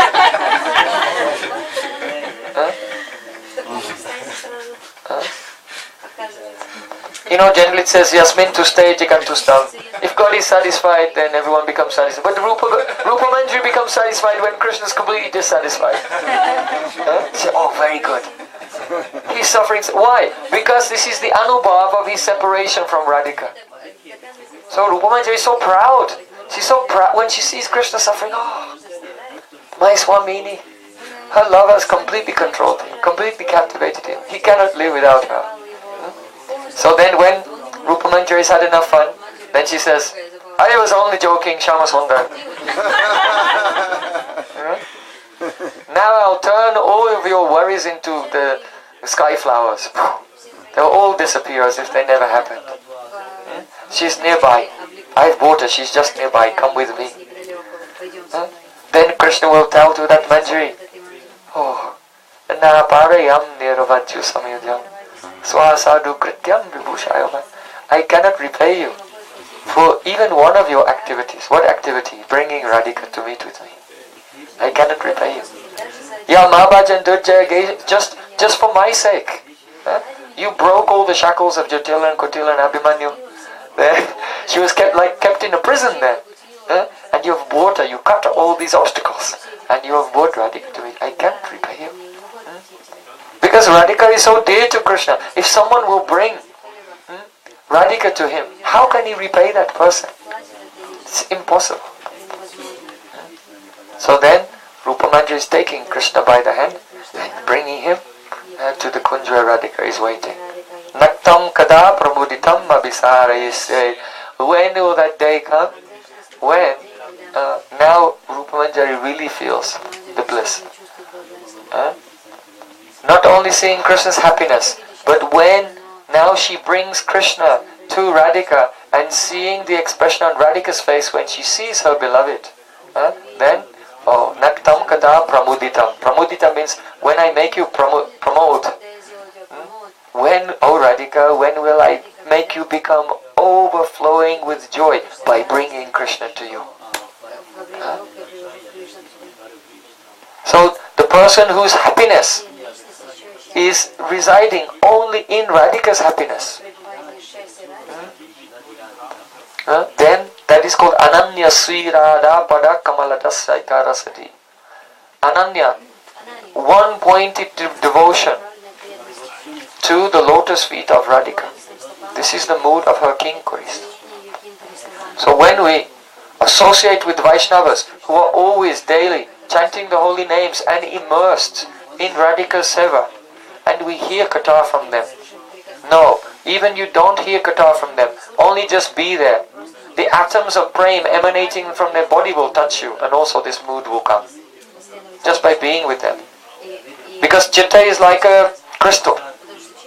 So if you'll associate with someone, if they'll explain katha, open their heart, this is wonderful. But even just being with such a person, their presence will influence you to become one-pointed into that mood. And that is real sadhu sangha. Sadhu means sadhayati, sadnoti sadhayati iti sadhu.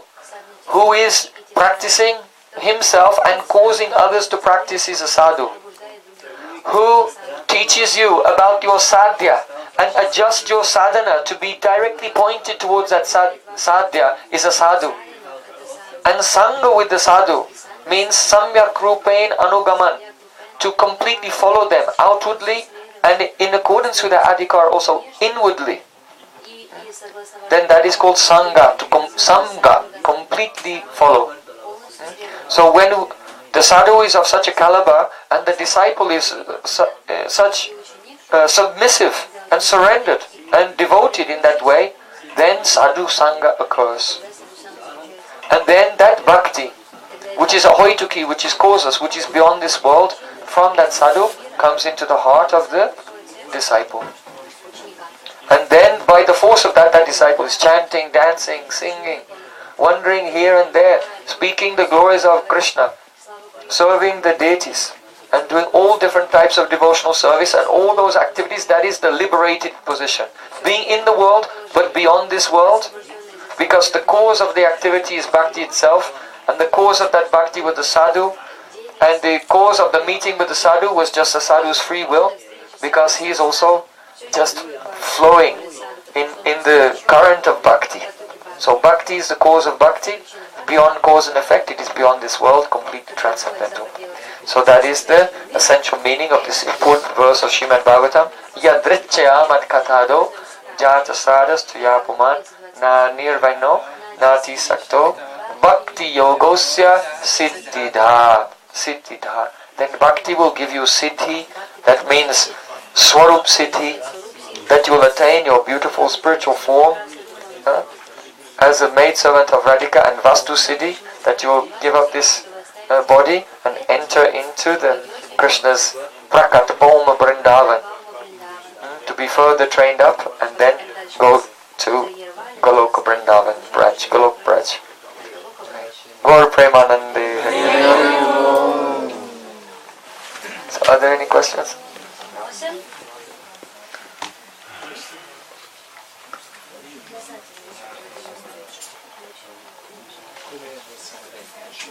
Yes.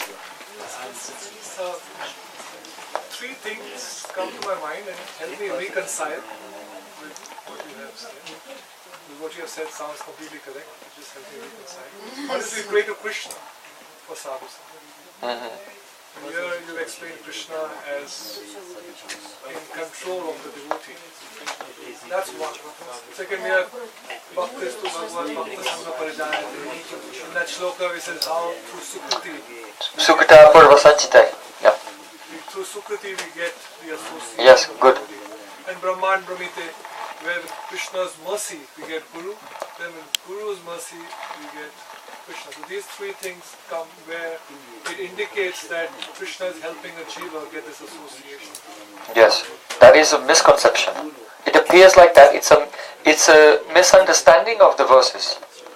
So we'll deal with them one by one. First of all, if a devotee is praying to Krishna for sadhu sangha, then that means he already had sadhu sangha that influenced him to understand the importance of sadhu sangha. Right?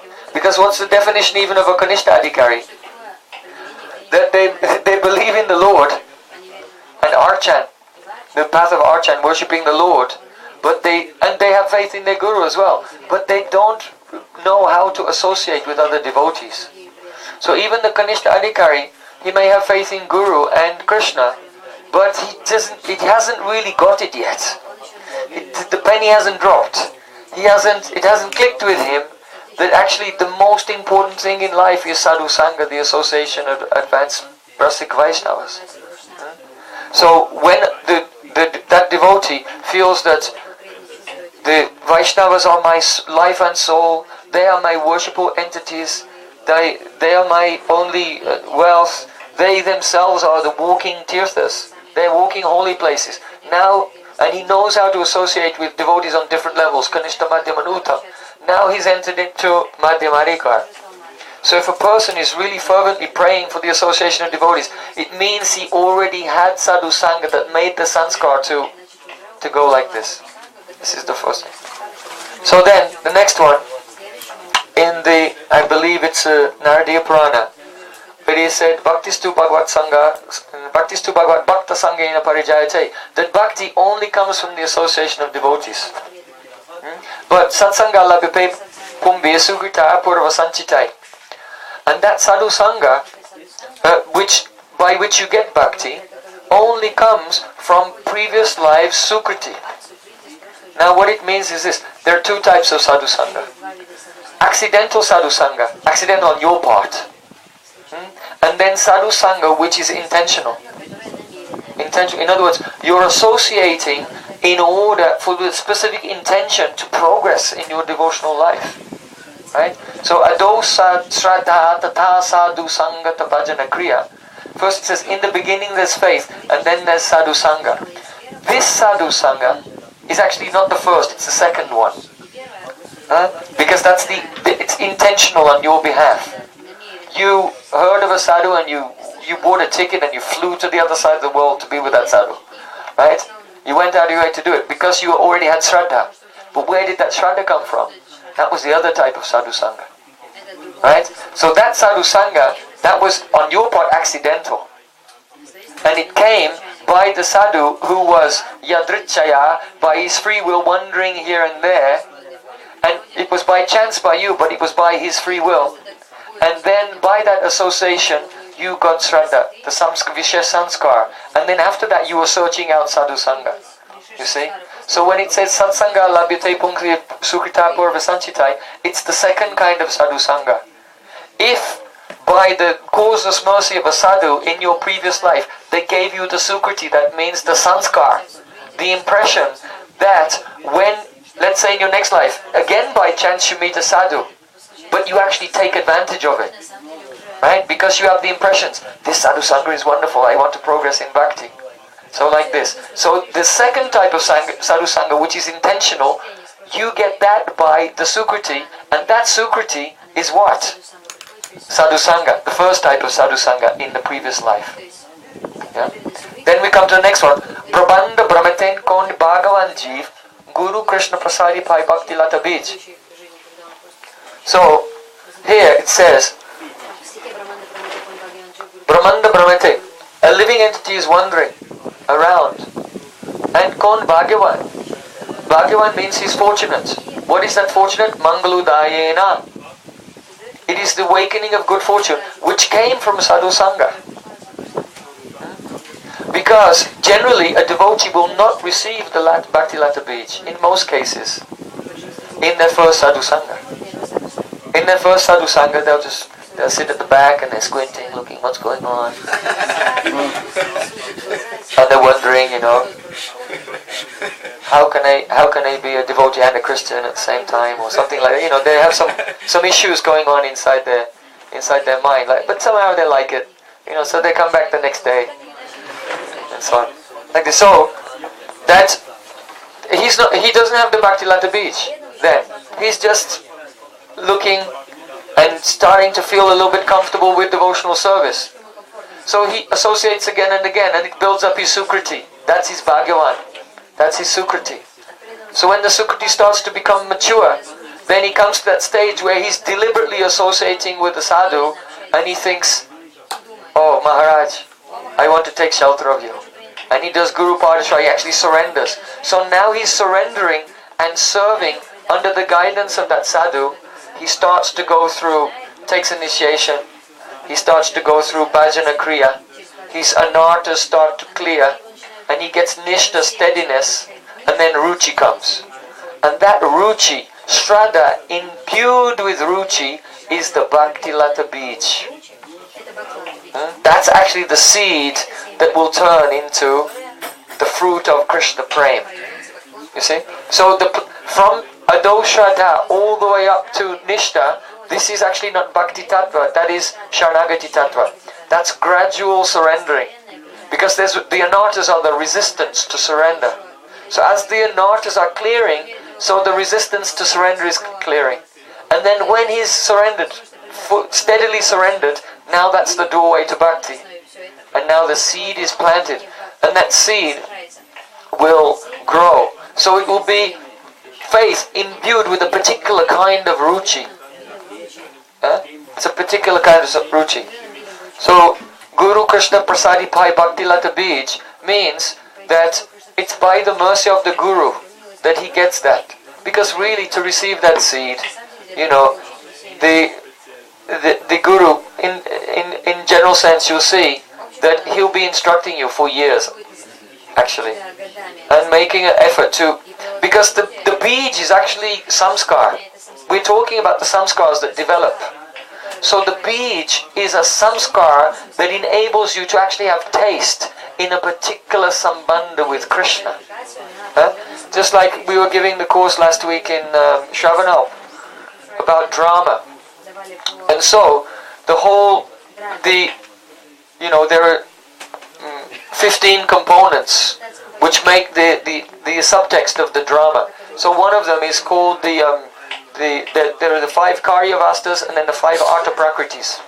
So the Artha Prakriti begins with the Bij, the seed, and that is, there's a desire in the heart of the hero in the drama. Something happens and that seed comes out, and then things are happening that water it and develop it, and it grows and grows and grows.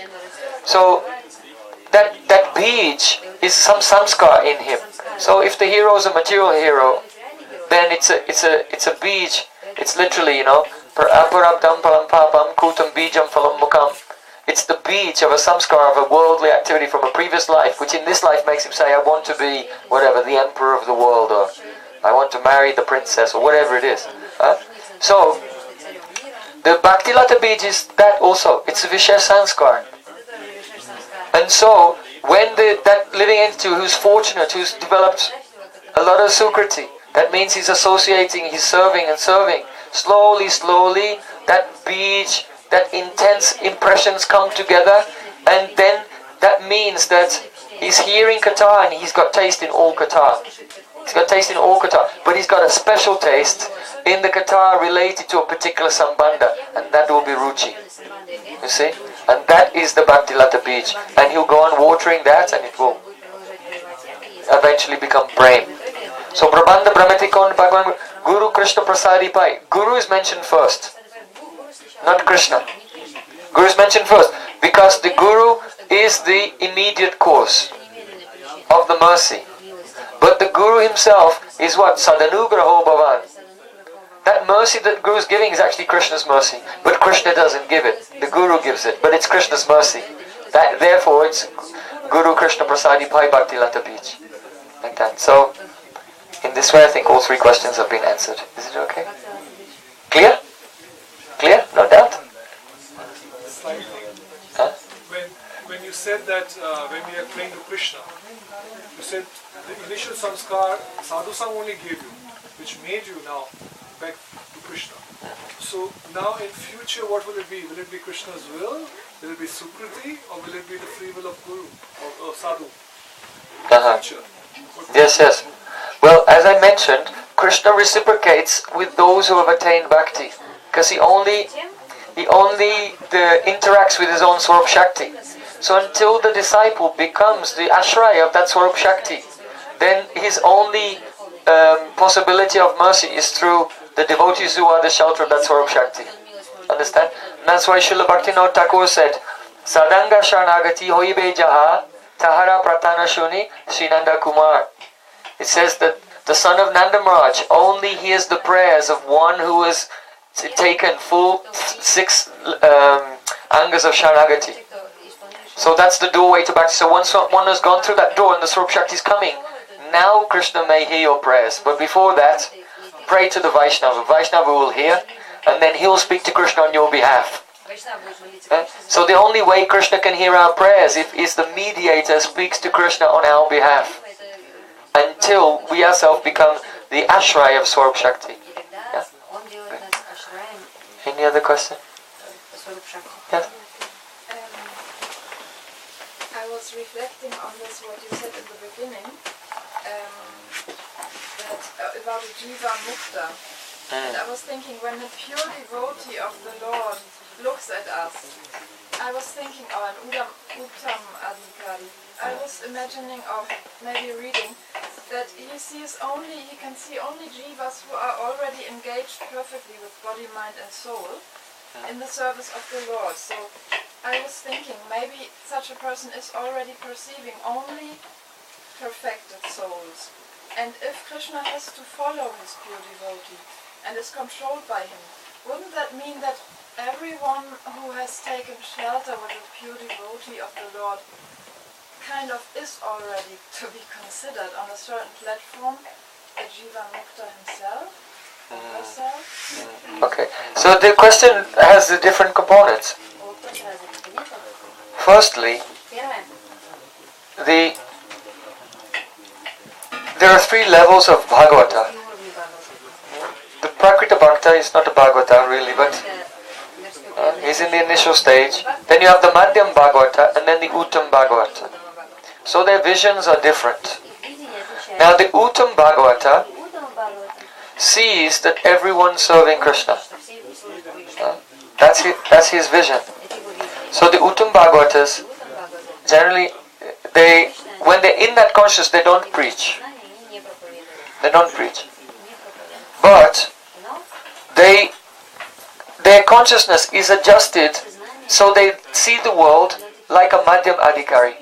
And then they can distinguish who is a devotee and who isn't a devotee.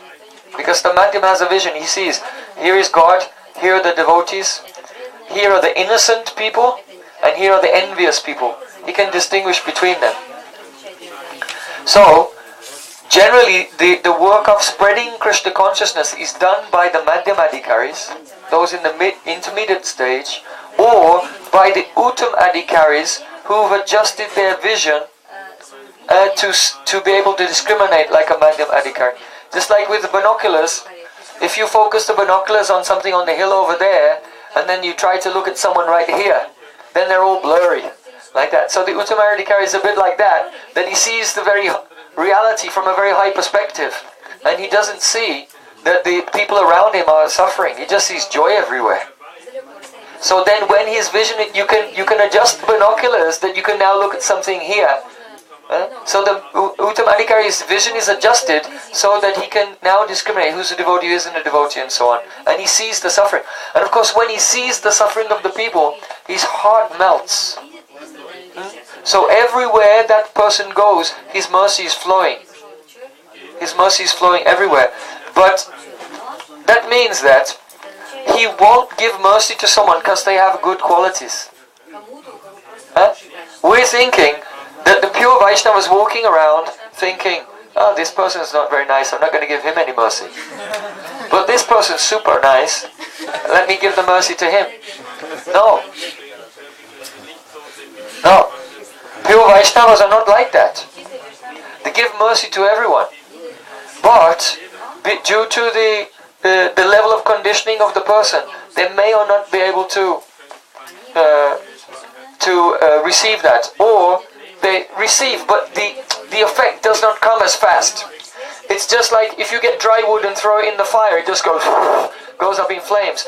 But if you have a green wood that's been soaked in water and you throw it in the fire, it takes some time to burn. So when pure devotees are going, they're actually just giving mercy everywhere they go. Right? Shri Guru Karuna Sindhu Adama Janara Bandhu. He's a friend of completely useless, worthless people. and an ocean of mercy. So pure devotees always give mercy. But you won't see the effect exactly the same on everyone depending on their stage. So many examples are given how the mercy that pure devotees give to others is completely causeless. Completely causeless. For example, Upachari Vasu. Upachari Vasu was a king, and he was doing his duty as a king, and he fought in a battle on behalf of the demigods, and he was so powerful that he destroyed so many demons. But then after fighting, he wanted to retire to the forest and do his bhajan. So then the demons, they wanted to get revenge on the demigods, but they thought, but the demigods, they'll go to the ashram of Upachari Vasu and say, come on, just stop chanting a minute, come and fight again. So they thought, let's just kill him while he's in trance. We can't kill him while he's with all his weapons, but when he's in the forest and he's sitting chanting, let's just go and kill him then, and then we'll be able to defeat the demigods. So the demons came, and they came with weapons, and they snuck up on him, and they were coming from all sides with their weapons, and they went, and then they froze, and they couldn't move. They just couldn't kill him. He was absorbed in bhajan, but he's just prabhav, he's so powerful that nothing inauspicious could happen to him. So then the demons, they went away, and they went to their guru, Shukacharya, and they said, we just froze, we couldn't kill him. So what should we do? So their guru said, okay, you have to interrupt his devotion. When his devotion is interrupted, then he won't have that prabhav, and then you can kill him.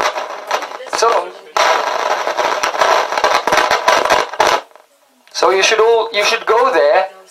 Don't worry about the weapons. Just surround him and speak atheist philosophy. You should speak.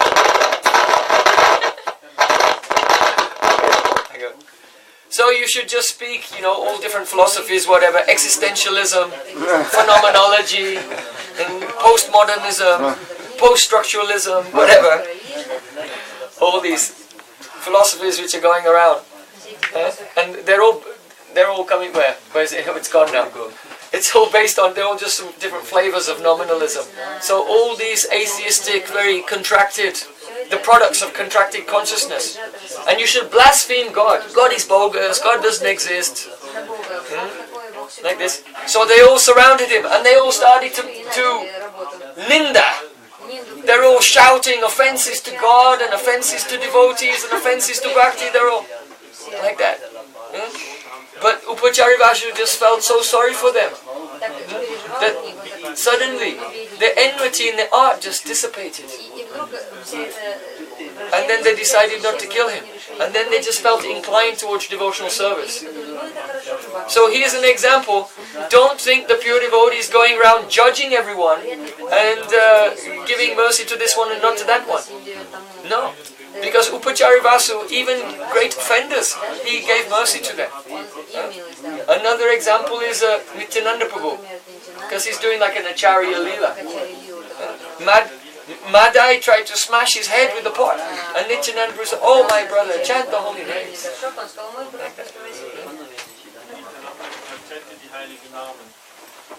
There are so many examples in Shastra.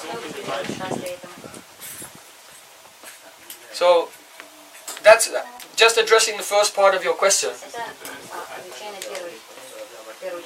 which is about, are the devotees seeing everyone is already doing bhakti like that? So yes, in Uttam Bhagavad stage, yes, but they don't preach because there's no one to preach to. They think that they're the lowest one. So the Kripa Shakti of the Lord enters into them, and their vision becomes adjusted, and then they can see. Now the Madhyam Adhikaris are not so powerful that they can give mercy to envious persons.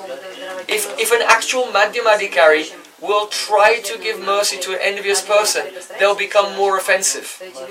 And so the Madhyam Adhikari avoids the envious persons. But he's not against them. He can pray. to Krishna on their behalf that one day they'll change. But he does do upeksha, that means he neglects them. He doesn't neglect them in the heart, he neglects them physically. They think they're being neglected by him, and then they don't bother him, and they don't make more offense. But he cares about them, and he wants them to progress. But the Uttam Adhikari, whose vision is adjusted to the Madhyam stage, they can just give mercy to everyone, the high and low, in any situation. So that's the first part of your question. Now the second part of your question, if someone is connected with a Mahabhagavat pure devotee, are they already in a liberated condition because they're connected with someone who's liberated? And yes and no, because it's not black and white. The Jivan Mukta, it's not like a switch, on and off. Jivan Mukta on, Jivan Mukta off, like that. You know, there's a spectrum, there are degrees. So, once a person, they try to surrender their spiritual master and they develop some affection and some attachment to the Guru, then we can say they're Jivan Mukta in unripe stage. Like an apple is also an apple when it's unripe, but it's bitter, it's tart, so no one will eat it. But it's only a question of time. So that person, they're not really liberated yet, quite, but they're samyak vyavahito hi saha.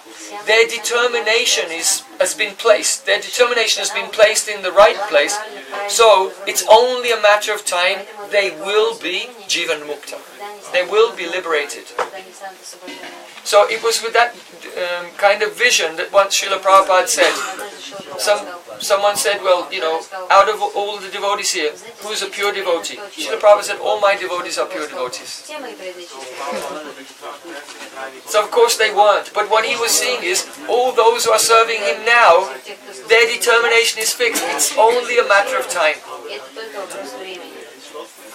And they'll become Jivan Mukta.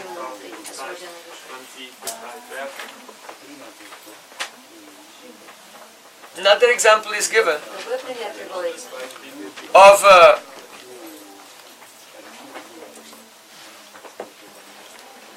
a snake whose fangs and poison have been removed. So now that snake can't kill anyone. But still, if you go near the snake will come up like this and he'll go through the motions of biting, but it won't have any effect. So in the same way, if someone has chanted Namabhas, someone has served pure devotees, then their karma is gone. But they still may behave like an ordinary person, doing things that persons who have sins do. Like Ajamil chanted the name of Narayan, but he continued to do sinful activities. But the first name had actually destroyed all of his karma. But he was like that snake with no fangs. Out of purvabhyas, that means out of previous habit, he still did wrong things. So on a deeper level, he was already liberated. We know he's liberated, but he wasn't having the experience that he was liberated, because he was still under control of some previous samskars. But he was actually liberated because the sins that he was doing out of habit weren't producing any more effects. They weren't binding anymore. So when the end of his life came, then there were no sins to make him take another birth. So the Vishnu Dutas came and said, hey Yamadutas, you can't take him, he's a sinless person. But they said, look, he's been doing sins like right up to the end. I said, no. Those sins were only purvabhyas. He was actually liberated by the first name. So there's also a difference between a person being liberated from their karma, factually, on the deep level, and the subjective experience of the person, who still hasn't got the shelter of bhakti that's taken over their senses, and now they're fully engaged in bhakti. They're still under the influence of some samskar, like that. So there's this position. It's a bit like a fan, right? A fan is only spinning around, so someone pulls the plug. So the plug is pulled, but the fan keeps spinning for some time. So is the fan on or is it off? Right? If you look at it, it's on. But if you look at the plug, actually it's off. like that. But it will take some time for the blades to stop spinning. Like, so we can see it in that way. So when the blade stops, that's actually Jivan Mukta. But from the very beginning, when the plug was pulled, he started to surrender. Actually, he's almost as good as a Jivan Mukta. It's just a question of maturity. Is that okay? Yeah. Any other question? Yes. Aspetta, il significato intimo della resa, perché il significato esterno è difficilmente capibile, e il processo per raggiungerlo. He wants to know what is the meaning deep of surrender and what is the process for achieve that. Yes. Listen to the recording from the class yesterday morning, right? Yesterday morning we were discussing Sharanagati surrender has 6 parts. 6 parts. So hear that one again. I went through step by step by step. It begins with selecting your shelter. Krishna is my guardian. Yeah, 2 days ago. And accepting in your life all the things which are favorable for bhakti and rejecting what is unfavorable. So we can see in our own life to what degree we've adopted all the favorable things, and to what degree we're also still entangled in things which really are detrimental to our progress in spiritual life. So in that class we discussed in some detail the different favorable things. Shuddha Bhakata Charana, that's one. And we discussed also the detrimental things, Atyahara Prayasasya, overeating, associated with worldly minded person, being greedy and so on. So it's all there. Hear it again. Another? Tribanga. Bhakti Thakur says, I forgot exactly where, but I think you might know it. Mr. Sangam knows it. That someone who worships another person as being much more advanced than he is doing something as detrimental to his spiritual life than as if he is worshipping someone, or if he's putting down someone, insulting someone who is actually very advanced.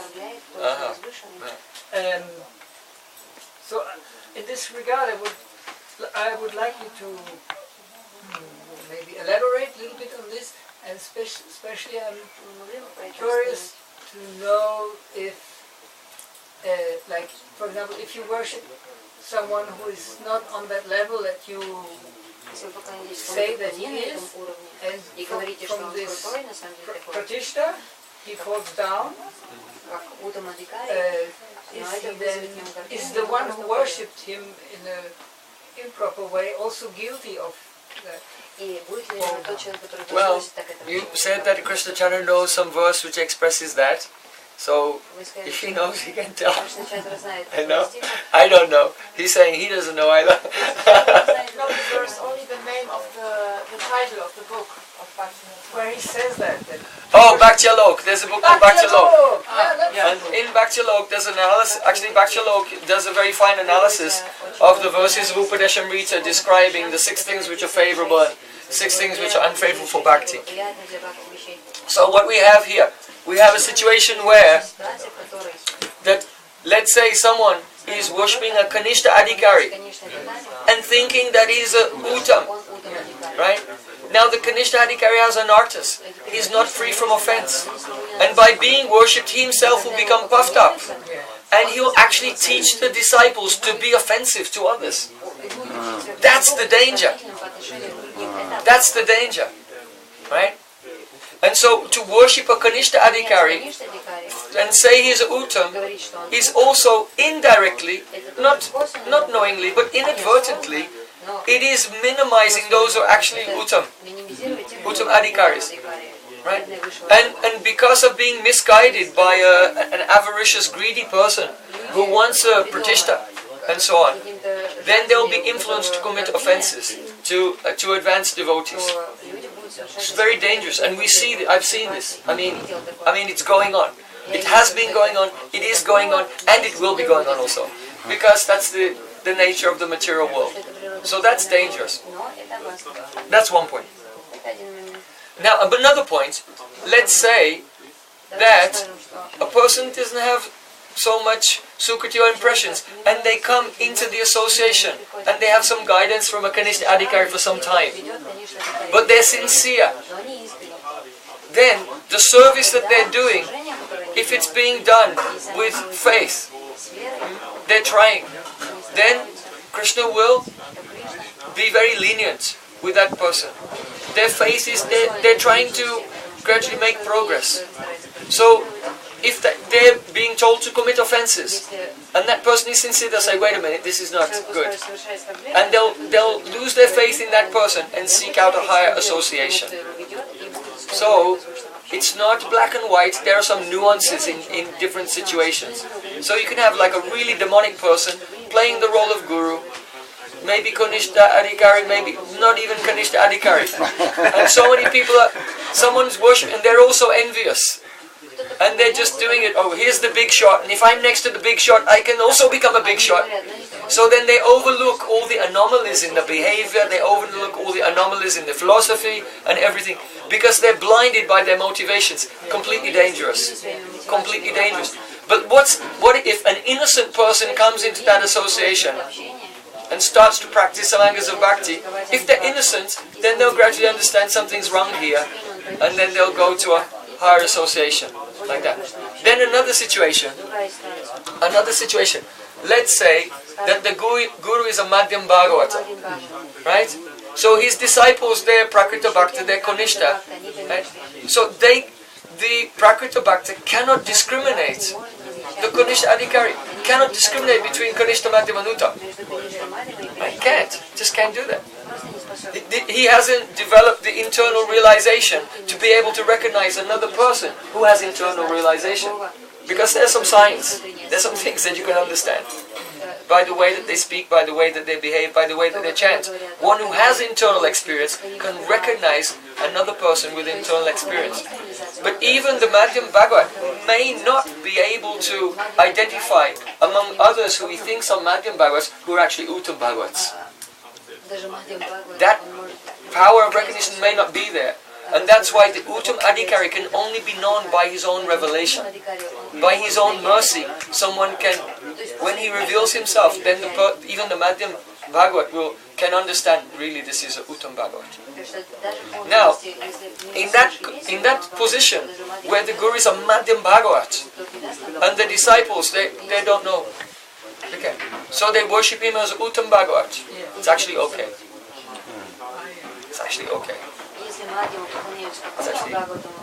What if then the Madhyam Bhagavat becomes proud and thinks he's all-knowing and he can do anything, he can enjoy, and he's a Madhyam Bhagavat, that starts from Ruchi. It's like Ruchi Asakti and Bhav. Right? So, it shouldn't happen. Yeah. But Extremely says even on a high level it can. No, that's a warning about offenses. It said even a person in the stage of Bhav, if they make an offense, then their Bhav can turn into Bhav Abhas. If it's a strong offense, their Bhav will turn into Bhav Abhas, and if it's a more minor offense, but to a great devotee, their Bhav will change to a lower rasa.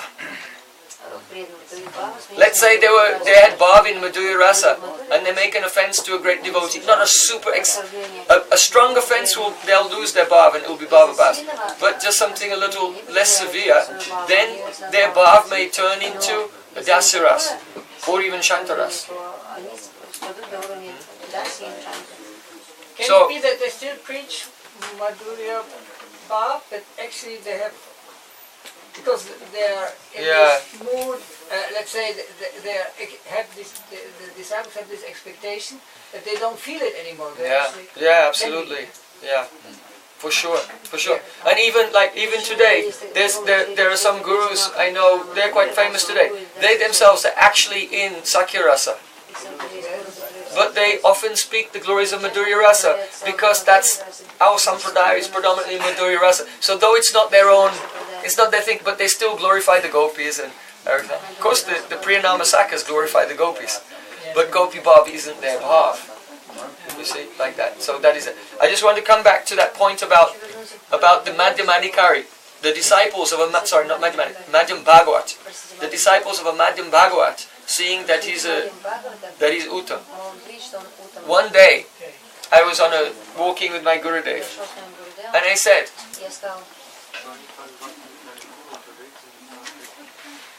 if there's a disciple and his guru is a Madhyam Bhagavata, should he think that the body of the guru is made of the 5 elements, but now the Swarup Shakti has entered into him, and so his body is kind of spiritualized? Or should he see that the body of his guru is Satchidananda?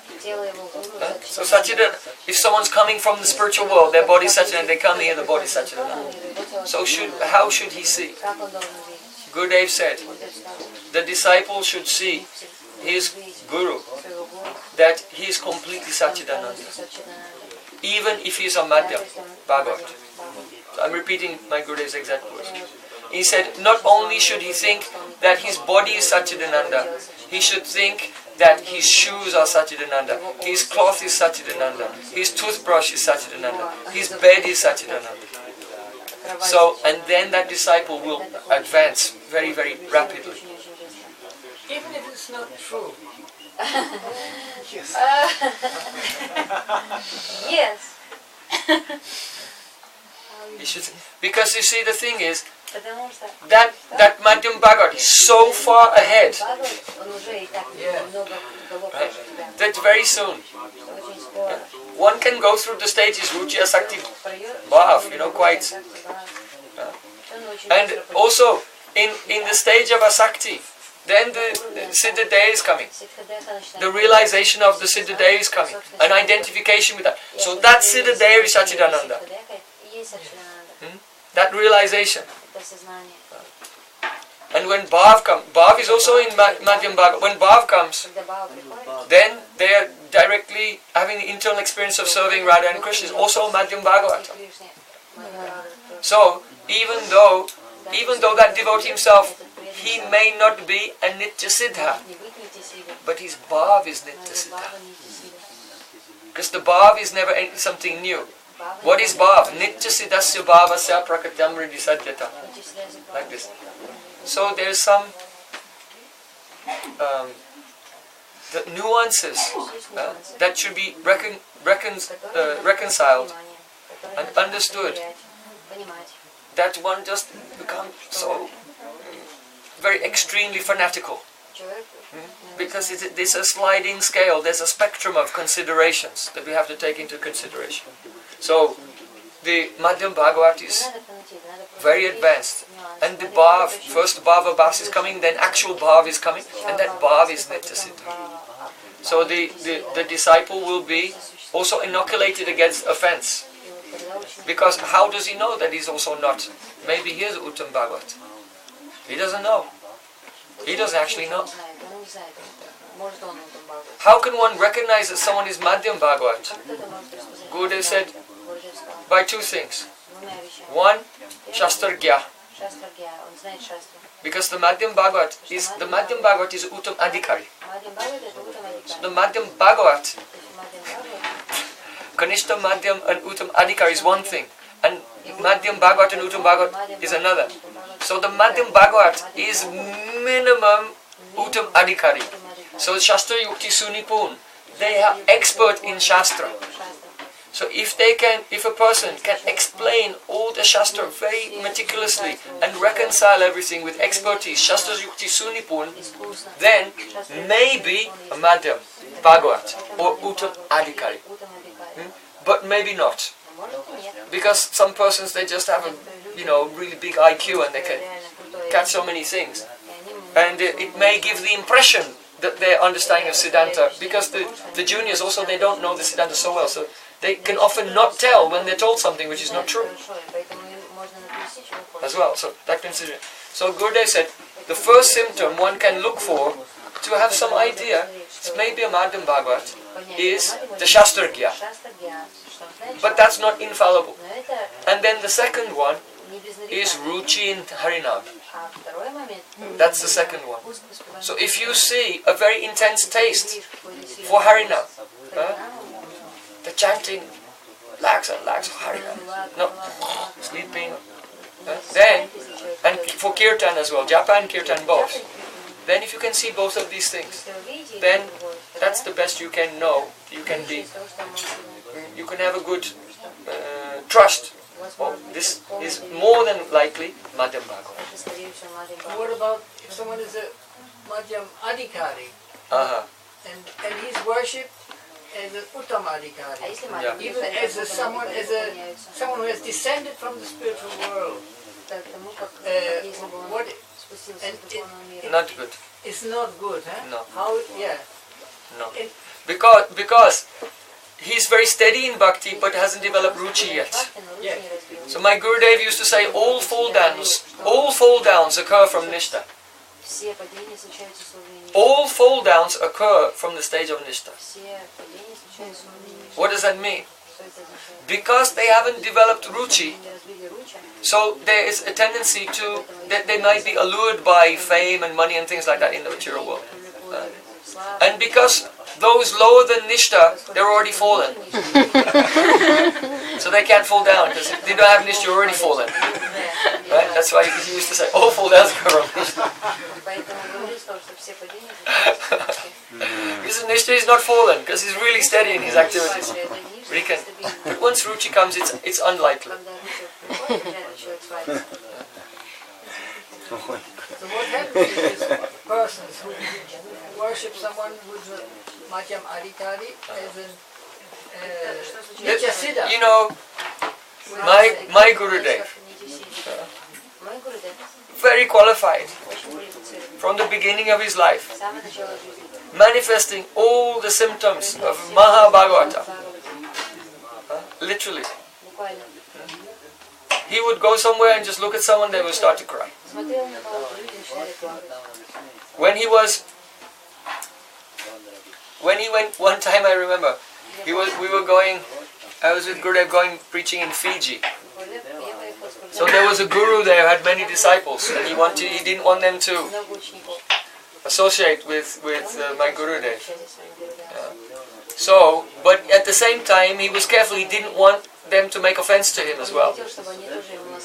So he actually told them, he said, look, if Srila Narayan Maharaj comes to the temple, you can give him a garland, let him see the deities and everything, but don't look in his eyes.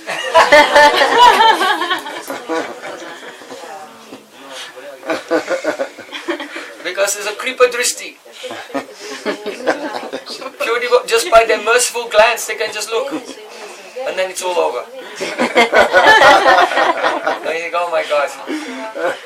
Wherever he goes, I want to be there. I just want to hear Harikatha and serve everything.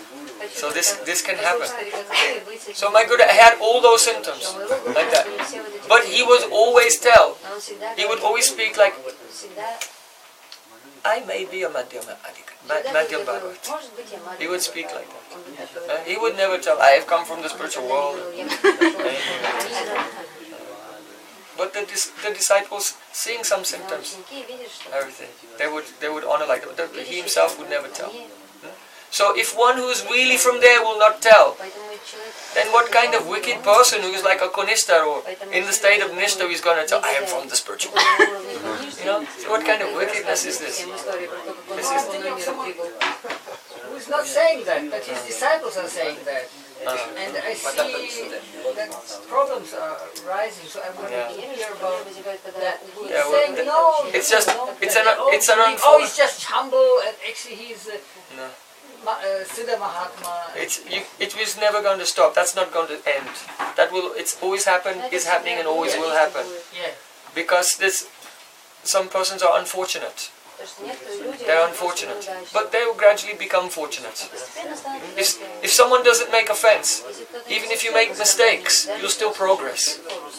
This is the thing in Bhakti, you can be mistaken, but if you're not offensive, you still progress. So, this is the main thing. Krishna is very merciful, his devotees are very merciful. And everyone has wonderful opportunity, chance to progress. And so if you can just be humble and not offend anyone, everyone will progress, regardless of their mistakes and problems along the way. So be happy in your spiritual life. Yes, Krishna Chandra Prabhu. Just before you said that Madhyamadikari, because he doesn't have this Shakti, he's avoiding those who are envious, but he's not against. Yeah. He doesn't have dvesha, anything. He doesn't have ill will towards them. Yeah. But, and then he's praying to Krishna. So, if the cause, yadricha, is actually, the sadhu is not Krishna, so what is he praying to Krishna? Yes, but the cause is the sadhu, still the sadhu. Yes. So what should he, what can... Vaishnavera abhidana Krishna doyamai. Heino pamara pratihabhine sadoi. Krishna's mercy will come to the person who's pamara, completely wretched, if a Vaishnav prays on his behalf. The cause of the mercy was not Krishna's partiality. It was the yadricha, the free will of the Vaishnava. So it's still, everything is still ahoitaki. Yeah?